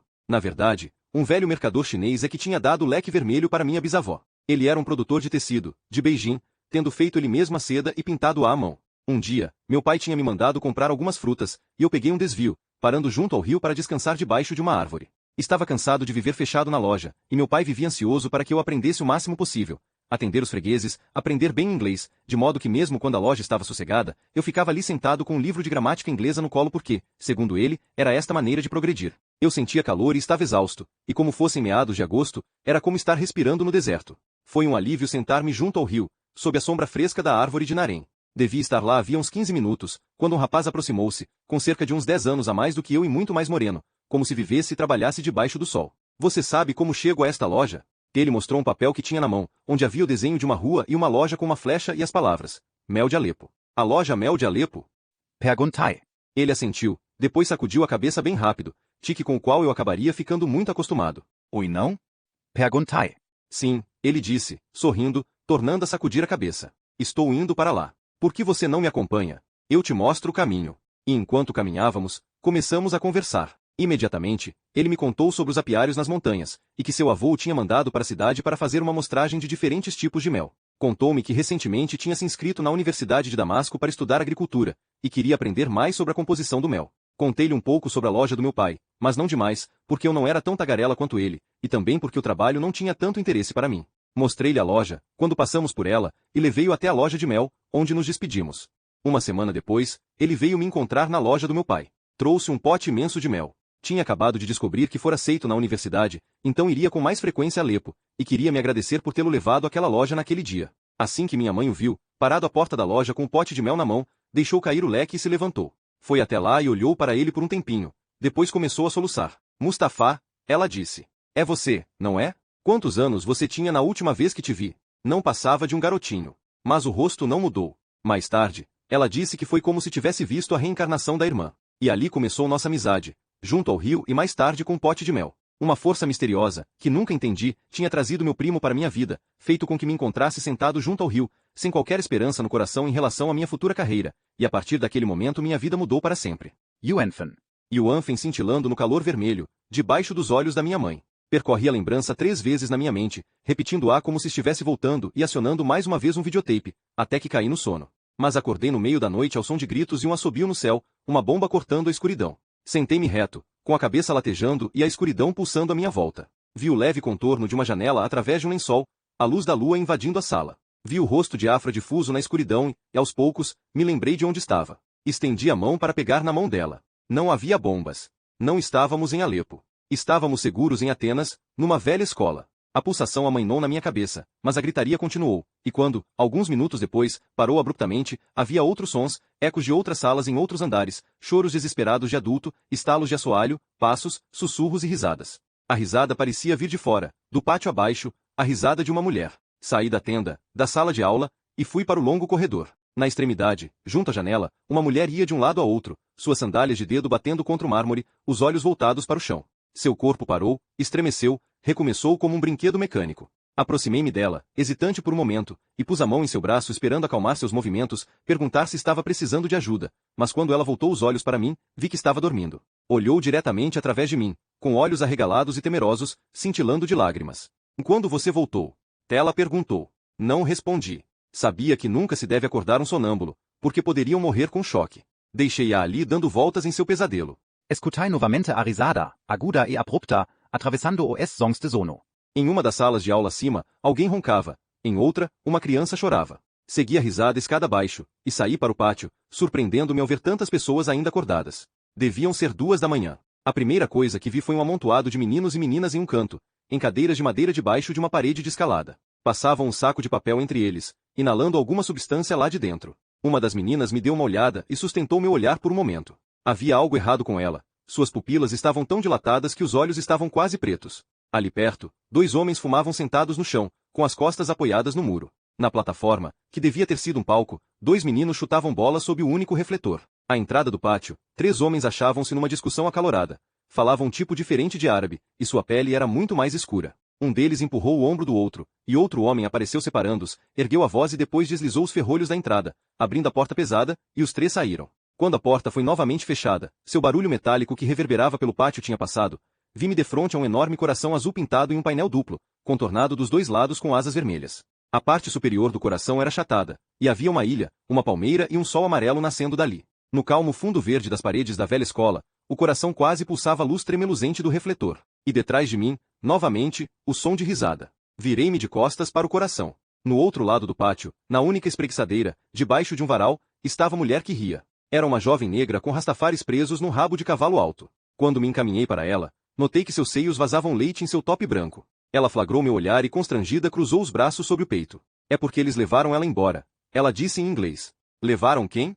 De início, ela não respondeu. Seus olhos dispararam à sua volta. Eu não moro aqui. Venho aqui à noite, às vezes, ficar segura. Eu me sentei no chão, ao seu lado.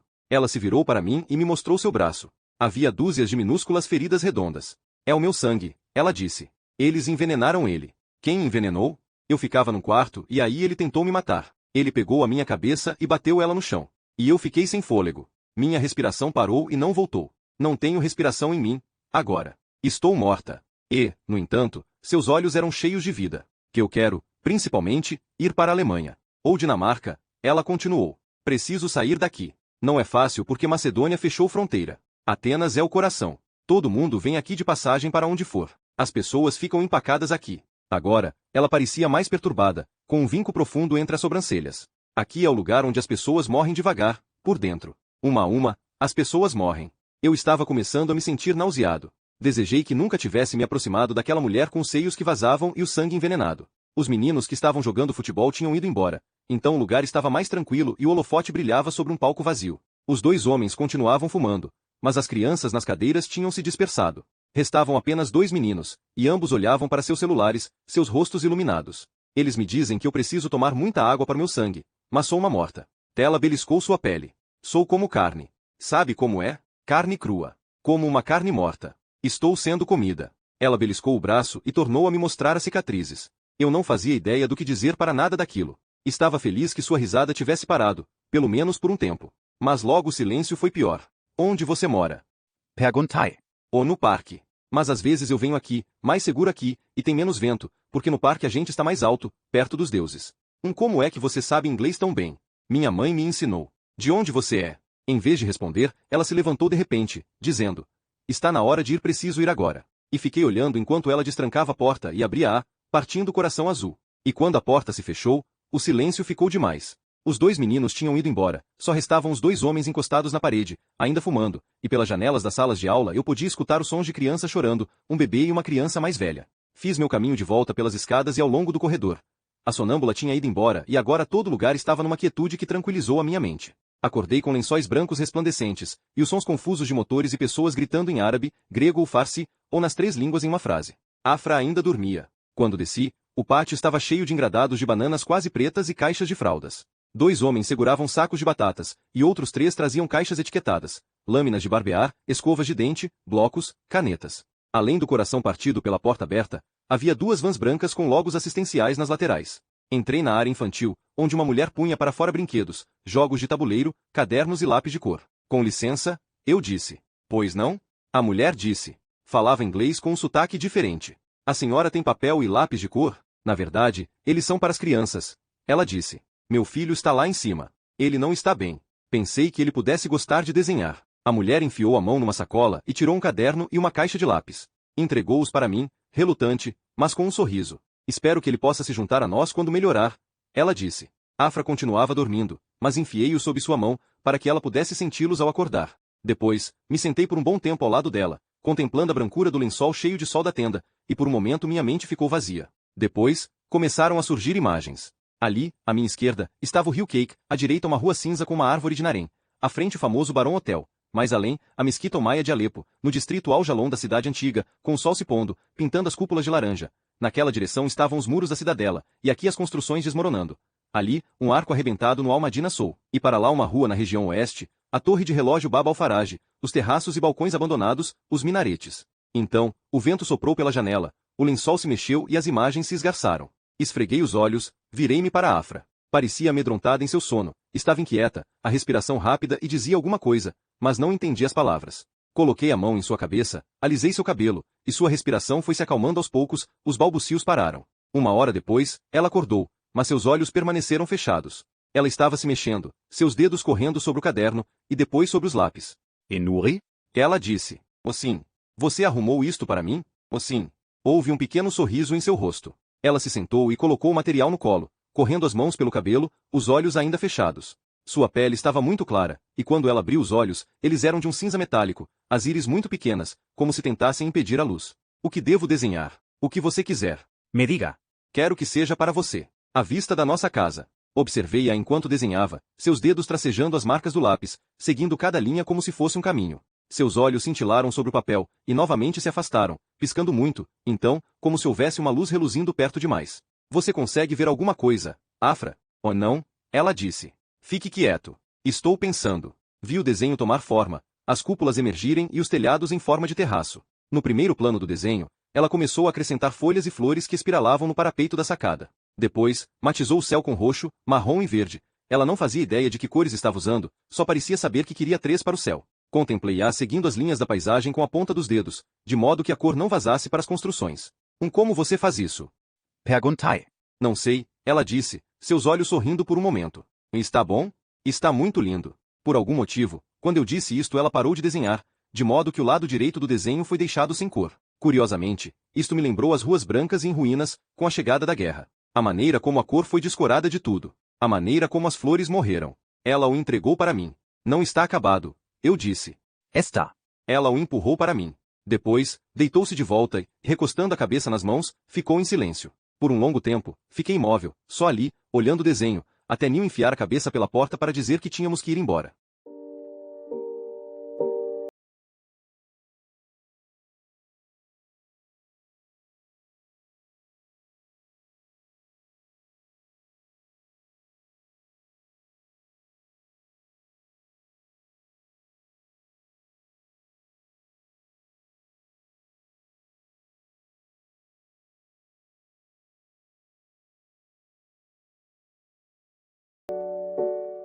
Capítulo 9. Estou cercado de tecidos, o que parecem ser casacos, e há sapatos no chão e um aspirador de pó enfiado no canto. Está quente aqui, e acima de mim há um aquecedor. O marroquino está parado à minha esquerda, no final do corredor, olhando para mim. Caminha em minha direção e me oferece a mão, em silêncio. Não diz nada, mas tem uma expressão sombria no rosto, e me leva para o meu quarto. Afra não está ali, a cama foi arrumada e seu abaia não está no cabide. Mas na mesa de cabeceira do meu lado da cama há um lindo desenho dos apiários, o campo estendendo-se para longe, e amplo, as colmeias espalhadas ao redor, o sol nascendo. Ela até desenhou a cozinha e a tenda onde todos nos sentávamos para almoçar. As cores estão erradas, as linhas são grosseiras e quebradas, mas a imagem comove. Respira. Quase posso escutar o zumbido das abelhas. No campo ao longe há rosas pretas, suas cores vazando para o céu. O marroquino coloca-me sentado na cama, desamarra meus cadarços, tira meus sapatos e ergue as minhas pernas. Seguro o desenho junto ao peito. Onde está a Afra? Pergunto. Não se preocupe, ela está bem, lá embaixo. Farida está lhe fazendo companhia. Quem é Farida? Pergunto. A mulher do Afeganistão. Ele sai por um momento, e volta com um copo de água. Leva-o à minha boca e bebo tudo. Depois, ele ajeita os travesseiros atrás da minha cabeça, fecha as cortinas e me diz para descansar um pouco. Fecha a porta e me deixa aqui, no escuro. Lembro-me das vielas e do som de passos correndo, da camiseta vermelha de Mohammed, mas meu corpo está pesado, minhas pernas e meus braços parecem pedras, sinto os olhos ardendo e fechos. Está ainda mais escuro quando acordo. Ouço o som de risada. Ele se espalha pela escuridão como o toque de sinos. Desço para a sala de visitas, onde alguns moradores jogam dominó. Afra está entre eles, inclinada sobre a mesa de jantar. À sua frente há 6 peças de dominós equilibradas em fileira, e com dedos firmes e uma expressão de pura concentração, ela tenta colocar a 7ª na sequência. Todos em volta da mesa prendem a respiração e assistem. Ela para, sacode as mãos e ri novamente. Ok, eu consigo. Eu consigo. Vocês vão ver. É a primeira vez, em semanas, que a escuto falar com alguém, a primeira vez em meses que há luz e risada em sua voz. O marroquino me vê parado à entrada da sala. Geht's?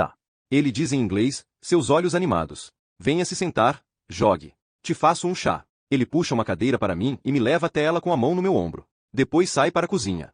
Os outros moradores olham para mim por um segundo, e me cumprimentam com a cabeça ou dizem oi, mas sua atenção volta-se para a Afra e o dominó. Ela está endireitando as costas, as mãos um pouco trêmulas, agora, e vejo que virou a cabeça levemente em minha direção. Coloca o dominó perto demais da peça anterior, e todas desmoronam. Todos riem, comemoram e lamentam.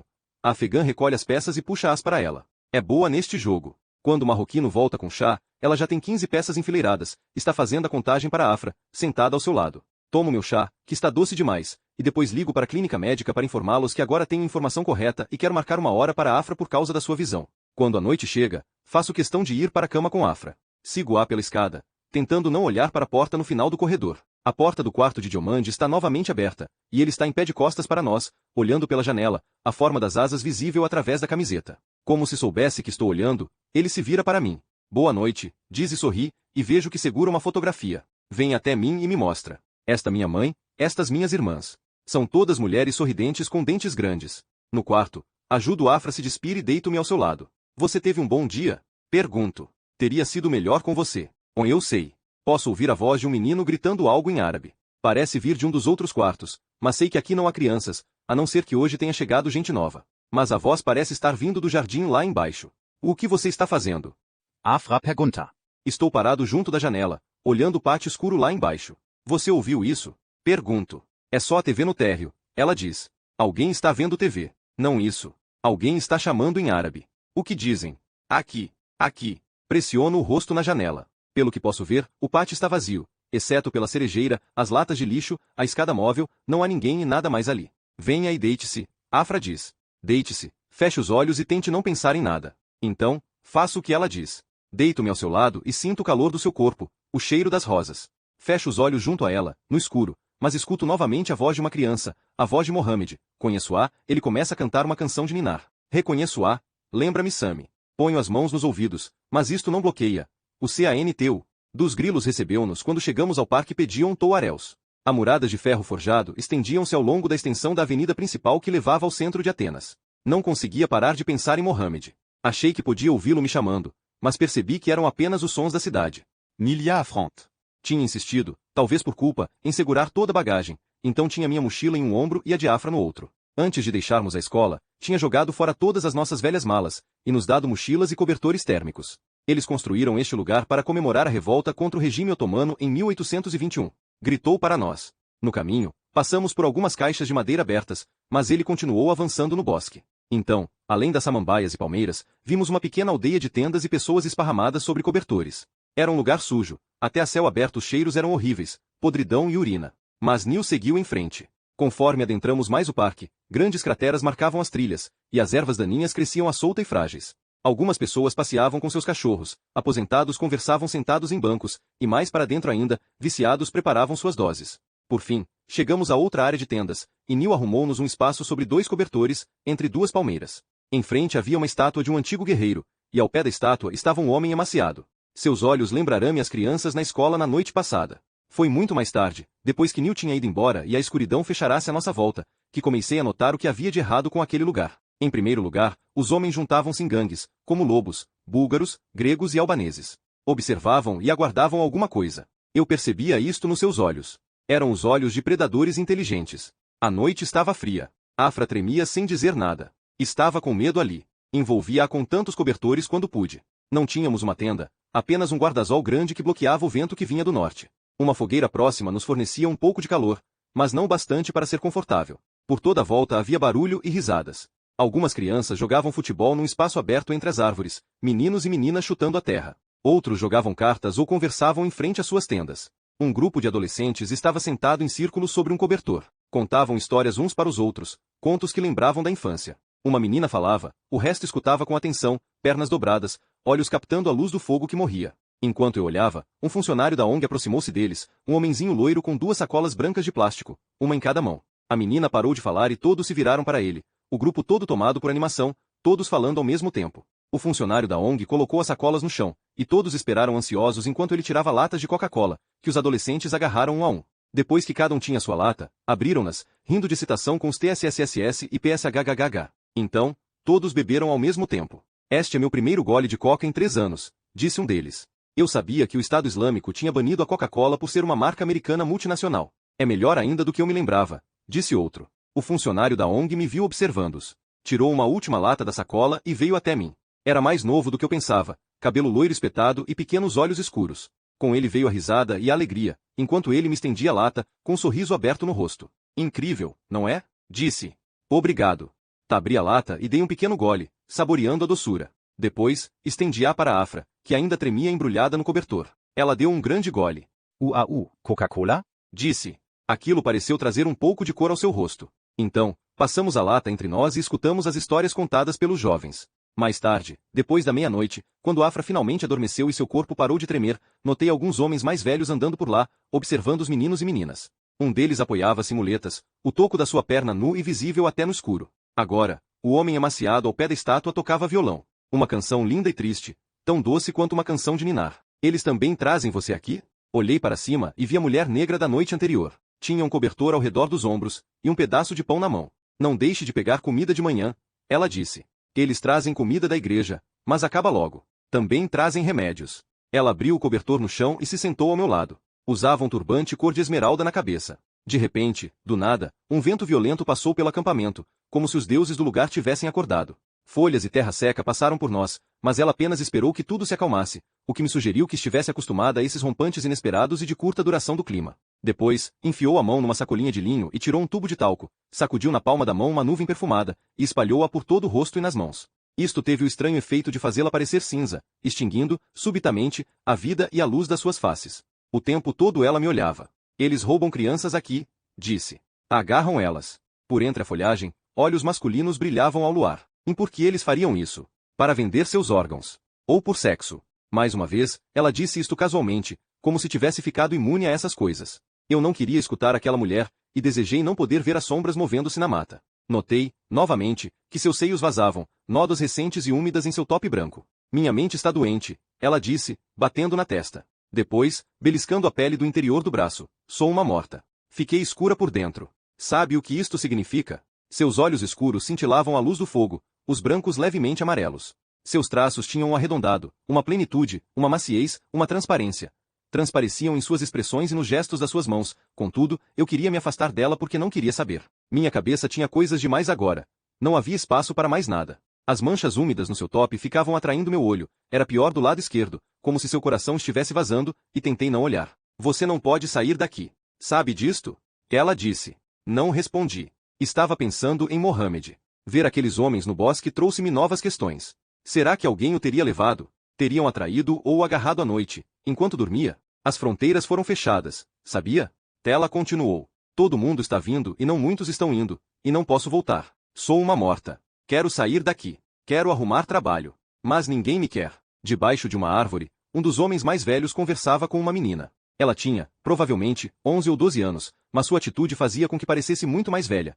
Havia algo notoriamente sexual na maneira com que se recostava na árvore. Sabe por que Ulisses fez sua viagem? A mulher disse, então, me cutucando, e desejei que ficasse quieta. Virei-me para ela por um segundo, e quando olhei de volta o homem e a menina tinham desaparecido.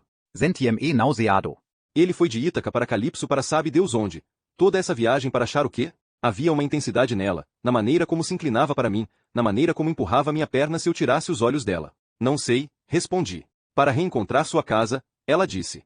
E então, ficou quieta por um longo tempo. Talvez tivesse sentido que eu realmente não queria falar, e ficou ali sentada com as mãos entrelaçadas no colo. Tinha uma presença forte, os olhos grandes, totalmente alertas. Por mais que eu tentasse ignorá-la e fingir que ela não estava ali, não conseguia. Como você se chama? Perguntai. Angeliki. É um nome grego. Té significa anjo. De onde você vem? E mais uma vez esta pergunta pareceu perturbá-la.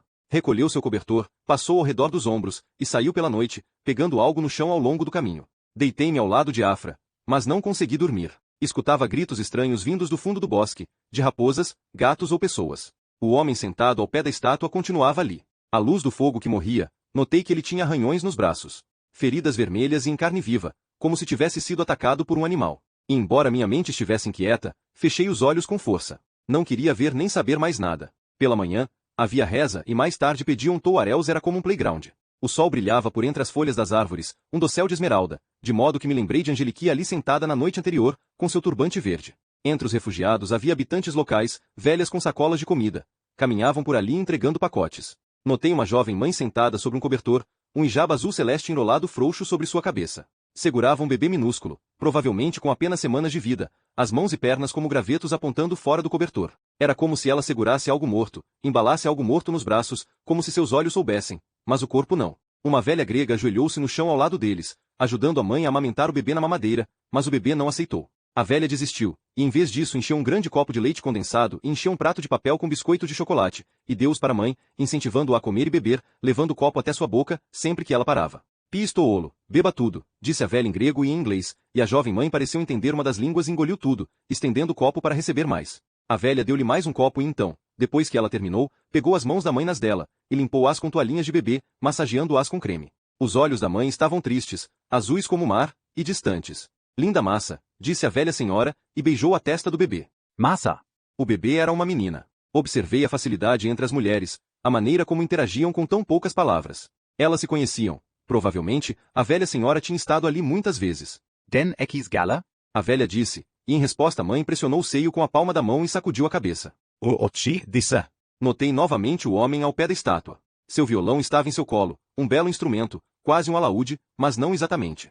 Ele dedilhou as cordas e então tocou uma melodia curta. O instrumento produziu um aluvião de sons, uma harmonia súbita, como uma chuvarada num dia ensolarado, ecoando suavemente de sua caixa de madeira. O rosto do homem ficou contraído, quando ele parou abruptamente de tocar e continuou a afinar. Depois de um tempo, pousou o instrumento junto aos pés e enrolou um cigarro. Levantei-me e sentei-me ao seu lado, à sombra da estátua. Havia algo de caloroso no rosto daquele homem, convidativo, mesmo em seu silêncio. Bom dia, ele disse em farsi, numa voz tão grave e melódica quanto sua música, e me ofereceu o cigarro que tinha acabado de enrolar. Não, obrigado, eu disse em árabe. Eu não fumo. E naquele momento nós dois começamos a rir perante a estranheza da nossa situação. Ali estávamos nós, na Grécia, um homem falando em árabe, o outro em farsi. Você fala inglês? Os olhos do homem iluminaram-se. Falo.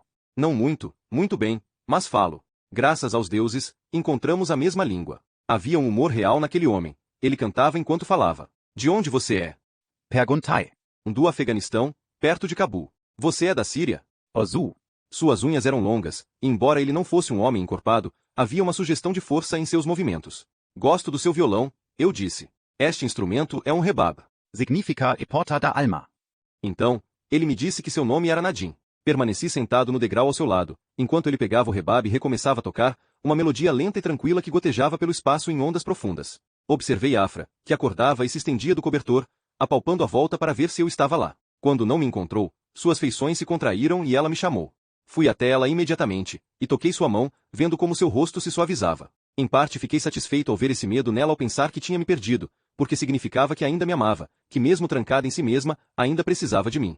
Desembrulhei os sanduíches que haviam deixado para nós, e passei um para ela. Depois de um tempo, ela disse, Nuri, quem está tocando a música? Um homem chamado Nadim. É linda. Com o passar das horas, a música envolveu-nos, e quando Nadim parou de tocar e tirou um cochilo, a ausência da música subitamente abriu uma porta para outros sons, gravetos estalando e quebrando na mata, murmúrios, cochichos e crianças brincando. Quis acordá-lo e dizer para ele tocar sua música para sempre. Assim até eu morrer não ouviria mais nada, a não ser a melodia comovente do rebab. E se Angelique estivesse certa, se jamais pudéssemos deixar aquele lugar, então Afra e eu morreríamos ali com os predadores da noite e os heróis de uma batalha que nos era desconhecida. Quando o sol se pôs, a fogueira foi acesa e o lugar encheu-se de fumaça e do cheiro de lenha queimada. Pessoas reuniram-se em volta do seu calor e me lembrei de Farmaconisi. Mas naquela ilha as pessoas eram diferentes. Aqui era como se estivéssemos vivendo a sombra mais escura de um eclipse solar. Afra andava ainda mais quieta do que o normal. Eu achava que ela estava escutando os sons do bosque, que podia perceber o perigo ali, mas ela não fez nenhuma pergunta. Na maior parte do tempo, ficava enrolada num cobertor grosso. Nadim foi-se por um tempo e voltou um pouco mais tarde, tomando seu lugar costumeiro ao pé da estátua. Mas não pegou seu rebab, embora eu esperasse pela música. Precisava dela como água. Minha mente estava muito cheia de fissuras. A mãe com o hijab azul tentava amamentar seu bebê ao seio.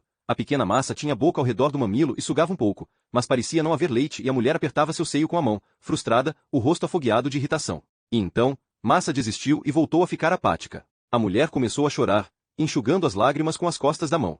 Vendo as lágrimas da mulher e a facilidade com que caíam, dei-me conta de que Afra não tinha chorado por Sami. A não ser naquele dia em Alepo, quando estávamos escondidos no buraco do jardim, ela não tinha derramado uma lágrima. Não chorou quando Sami morreu. Em vez disto, seu rosto petrificou-se. Nadim saiu e sentou-se ao meu lado no cobertor, olhando Afra por um tempo. Eu me perguntei se ele percebia que seus olhos estavam fixos nela, ou se estava apenas perdido em seus próprios pensamentos. De qualquer modo, quebrei seu olhar. Então, de onde você disse que veio? O rosto de Nadim mudou de repente e ganhou vida. Cabul. Você gostava de lá? Claro. Era minha casa. Cabul é muito agradável. Por que você foi embora? Porque o Talibã não gosta que a gente toque música ali. Eles não gostam de música. Mas havia mais coisa. Dava para eu sentir pela maneira com que ele parou abruptamente e pegou uma pinha sem qualquer motivo, examinando-a antes de atirá-la na mata. Foi por isso que você foi embora? Perguntai. Houve alguma hesitação, como se ele refletisse se diria mais, e ao mesmo tempo me analisando. Depois de um tempo não tão longo, e com uma voz deliberadamente mais baixa, ele disse: Eu trabalhava no Ministério da Defesa. Então, o Talibã me ameaçou. Eu lhes disse que não consigo matar pessoas. Não consigo nem matar formiga. Como vocês esperam que eu mate pessoa? E então, ele tornou a se calar, e isto foi tudo. Tinha me jogado fragmentos minúsculos de uma história muito mais ampla e mais longa. Nadim ficou quieto, mas havia algo desconfortável no silêncio daquele homem, então fiquei satisfeito quando ele voltou a falar com aquela voz melodiosa que agora parecia distrair de algo mais. Você sabe o nome deste parque? Ele perguntou. Sim, Pedionto Arios. Pedion significa epraca. Areus era o deus da guerra. Amava assassinato e sangue. Você sabia disto? A velha que traz comida me contou. Eu não sabia. Ele amava assassinato e sangue. Nadine repetiu essas palavras devagar, enfatizando cada uma delas. E veja, eles fizeram um parque para ele. Disse. Abriu os braços, com as palmas da mão abertas, da maneira como Neil havia feito quando apresentou a mim e a Afra nosso quarto temporário na escola, e as feridas em carne viva e sangrentas na pele fina do seu antebraço cintilaram como fitas vermelhas à luz da fogueira. Um vento soprou, nuvens juntaram-se, e a escuridão à nossa volta ficou mais aparente, ameaçando sufocar a luz do fogo. Eu tinha uma estranha sensação de que precisava ser simpático com aquele homem. Quando você aprendeu a tocar rebab? Perguntai. Minha pergunta fez abrir um amplo sorriso no rosto de Nadine, e ele se inclinou para frente com olhos brilhantes. Tive uma sensação esquisita de assistir alguém afiando uma faca. Ouça a história, ele disse. Meu pai, em Cabul, era músico. Muito bom, famoso. Tocava tabla 15. Nadine bateu as mãos em tambores invisíveis. Então eu sento e olho ele. Todo dia eu olho ele tocar tabla, olho e escuto. Ele tocou o ouvido intencionalmente, seguido pelo canto do olho. Um dia, quando eu tinha 8 ou 9 anos, meu tio pediu ajuda dele lá fora e eu sento a tabla e começo a tocar. Meu pai entra com olhos e boca abertos. Estava muito surpreso. Ele diz para mim, Nadine, como você aprende a tocar, meu filho? Como aprendo a tocar? Porque eu olho ele. Eu olho ele e ouço todos esses anos. Como eu não aprendo a tocar? Me diga. E.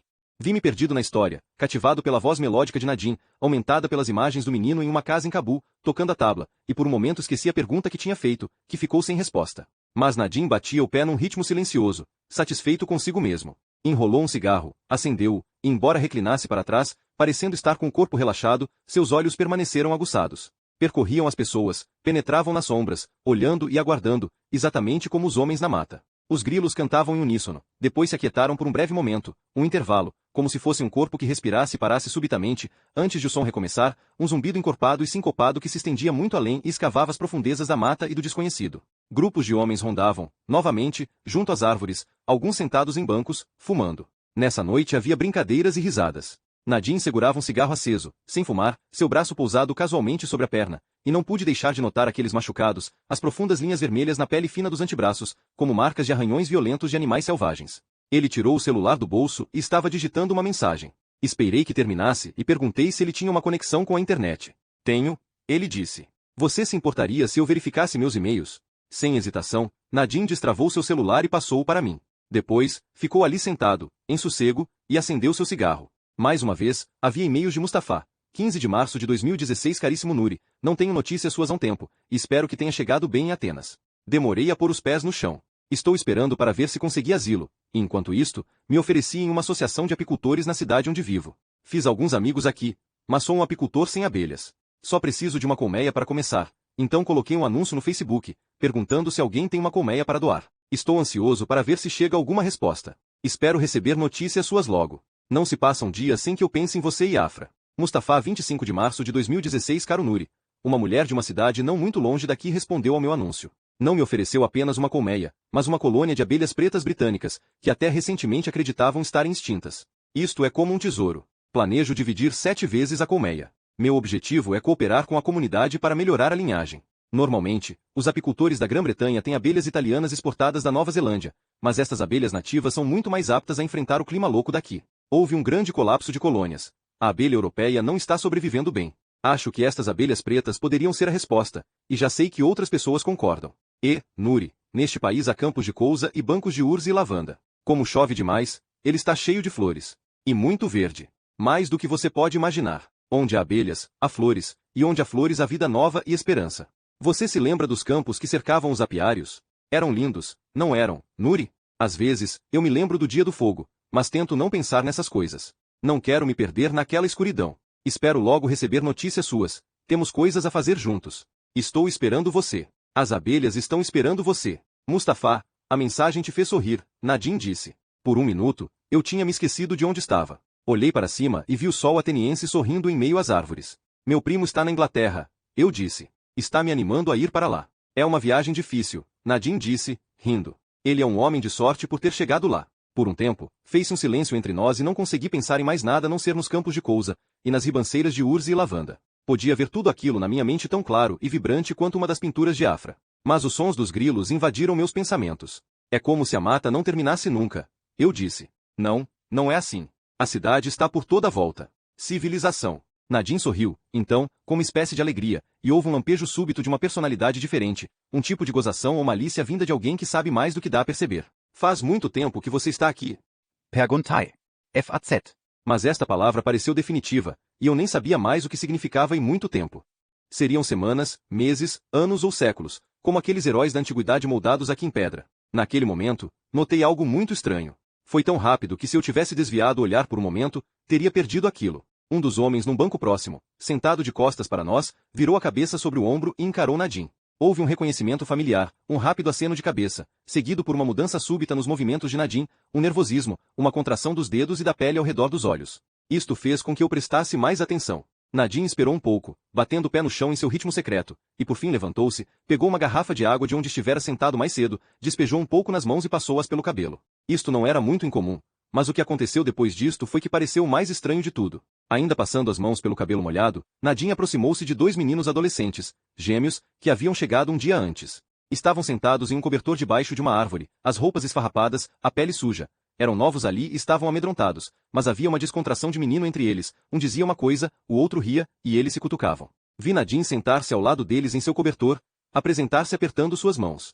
A essa altura, o homem debaixo da árvore, o que tinha acenado com a cabeça para Nadine, tinha ido embora. Então, Nadine enfiou a mão no bolso do jeans e tirou um pouco de dinheiro. Pelo que pude ver, deu cerca de 40 euros para cada um dos gêmeos. Era uma quantia enorme para 2 meninos que, provavelmente, tinham vivido de catar comida em latas de lixo. Nuri, Afra disse, desviando a minha atenção. O que você está fazendo? Só olhando. Olhando quem? Não gosto daqui, eu disse. Nem eu. Tem alguma coisa errada. Eu sei. E apenas essas palavras, saindo da boca e da mente da minha esposa acalmaram-me. Peguei sua mão, apertei-a, beijei-a. A cada beijo, eu dizia, eu te amo. Eu te amo, Afra, eu te amo, eu te amo. Contei-lhe sobre Mustafa na Inglaterra, o que ele havia escrito sobre sua colmeia e as abelhas pretas britânicas, e ela se deitou de costas e me escutou. Pela primeira vez vi um pequeno sorriso surgir em seus lábios. Que tipo de flores tem lá? Tem campos de lavandas e urzes. Então, ela ficou calada por um tempo. Acho que as abelhas são como nós, ela disse. São vulneráveis como nós. Mas então existem pessoas como Mustafa. Existem pessoas como ele no mundo, e essas pessoas trazem vida, e não morte. Tela se calou novamente, pensativa, e depois cochichou. Nós vamos chegar lá, não vamos, Nuri? Claro que vamos, eu disse, embora, na verdade, não acreditasse nisto àquela altura. Naquela noite, tentei imaginar que os grilos eram abelhas. Podia ouvi-los a toda a minha volta. O ar, o céu e as árvores estavam cheios de abelhas da cor do sol. Percebi que não havia respondido a Mustafa. Algo em Nadine tinha me distraído, alguma coisa que eu não conseguia explicar havia me afastado do que eu precisava fazer. E os grilos cantavam, e afastei o som e imaginei as abelhas. Voltei a pensar na minha mãe e em seu leque de seda vermelha. Juenfen. Destino. Uma força que junta 2 pessoas. Foi minha mãe quem me apoiou quando quis me tornar apicultor. A decepção do meu pai havia feito com que ele se encolhesse. Nas semanas depois que comuniquei que não trabalharia na loja, que não assumiria os negócios da família, ele pareceu ficar muito menor. Estávamos sentados na cozinha, depois de uma refeição vespertina. Era junho, já fazia muito calor, e ele tomava Iron 16, com sal e hortelã. Os cubos de gelo tilintavam no copo. Minha mãe estava jogando as sobras na lata de lixo. Era como se ele soubesse que eu tinha algo a dizer de que ele não gostaria, porque ficou olhando para mim por cima da borda do copo, um vinco no rosto, a aliança de ouro reluzindo à luz do sol que se punha. Ele já era um homem pequeno, mal possuía alguma gordura em seu corpo, tinha nós dos dedos destacados e um pomo de Adão proeminente que se movia visivelmente quando ele falava, mas sua presença era grande, seu silêncio e contemplação frequentemente enchiam a sala. Bom? Ele disse. Bom? Respondi. Quero que amanhã você vá ao atacadista de manhã. Precisamos de mais seda amarela com a estampa de diamante. Concordei com a cabeça. Depois, você vem para a loja e eu te mostro como fazer as cortinas. Você pode me observar na primeira vez. Voltei a concordar com a cabeça. Ele bebeu seu Iron de uma só vez, e levantou o copo para minha mãe voltar a servir. Mas minha mãe estava de costas para nós. Vou fazer o que você quer por mais um mês, eu disse. Ele pousou o copo na mesa, ainda vazio. E o que vai acontecer depois desse mês? Sua voz estava densa de uma raiva ameaçadora. Vou me tornar apicultor, disse naturalmente, colocando as mãos na mesa. Então você está me dando um aviso prévio? Concordei com a cabeça. Como se eu não fosse seu pai. Dessa vez, eu não balancei a cabeça. Ele olhou pela janela, o sol ardendo em seus olhos, deixando-os cor de mel. E o que você entende de apicultura? Onde vai trabalhar? Como vai ganhar a vida? Mustafa me ensino. Ah. Ele disse. Mustafa. Aquele menino é maluco. Eu sabia que ele te levaria para o mau caminho. Ele não me levou para lugar nenhum. Ele me ensinou. Ele resmungou. Vamos construir colmeias juntos. Outro resmungo. Vamos criar um negócio. Dessa vez houve um longo silêncio e seus olhos abaixaram-se. Pela primeira vez senti seu desapontamento silencioso e uma culpa profunda no meu coração que me assombraria anos a fio.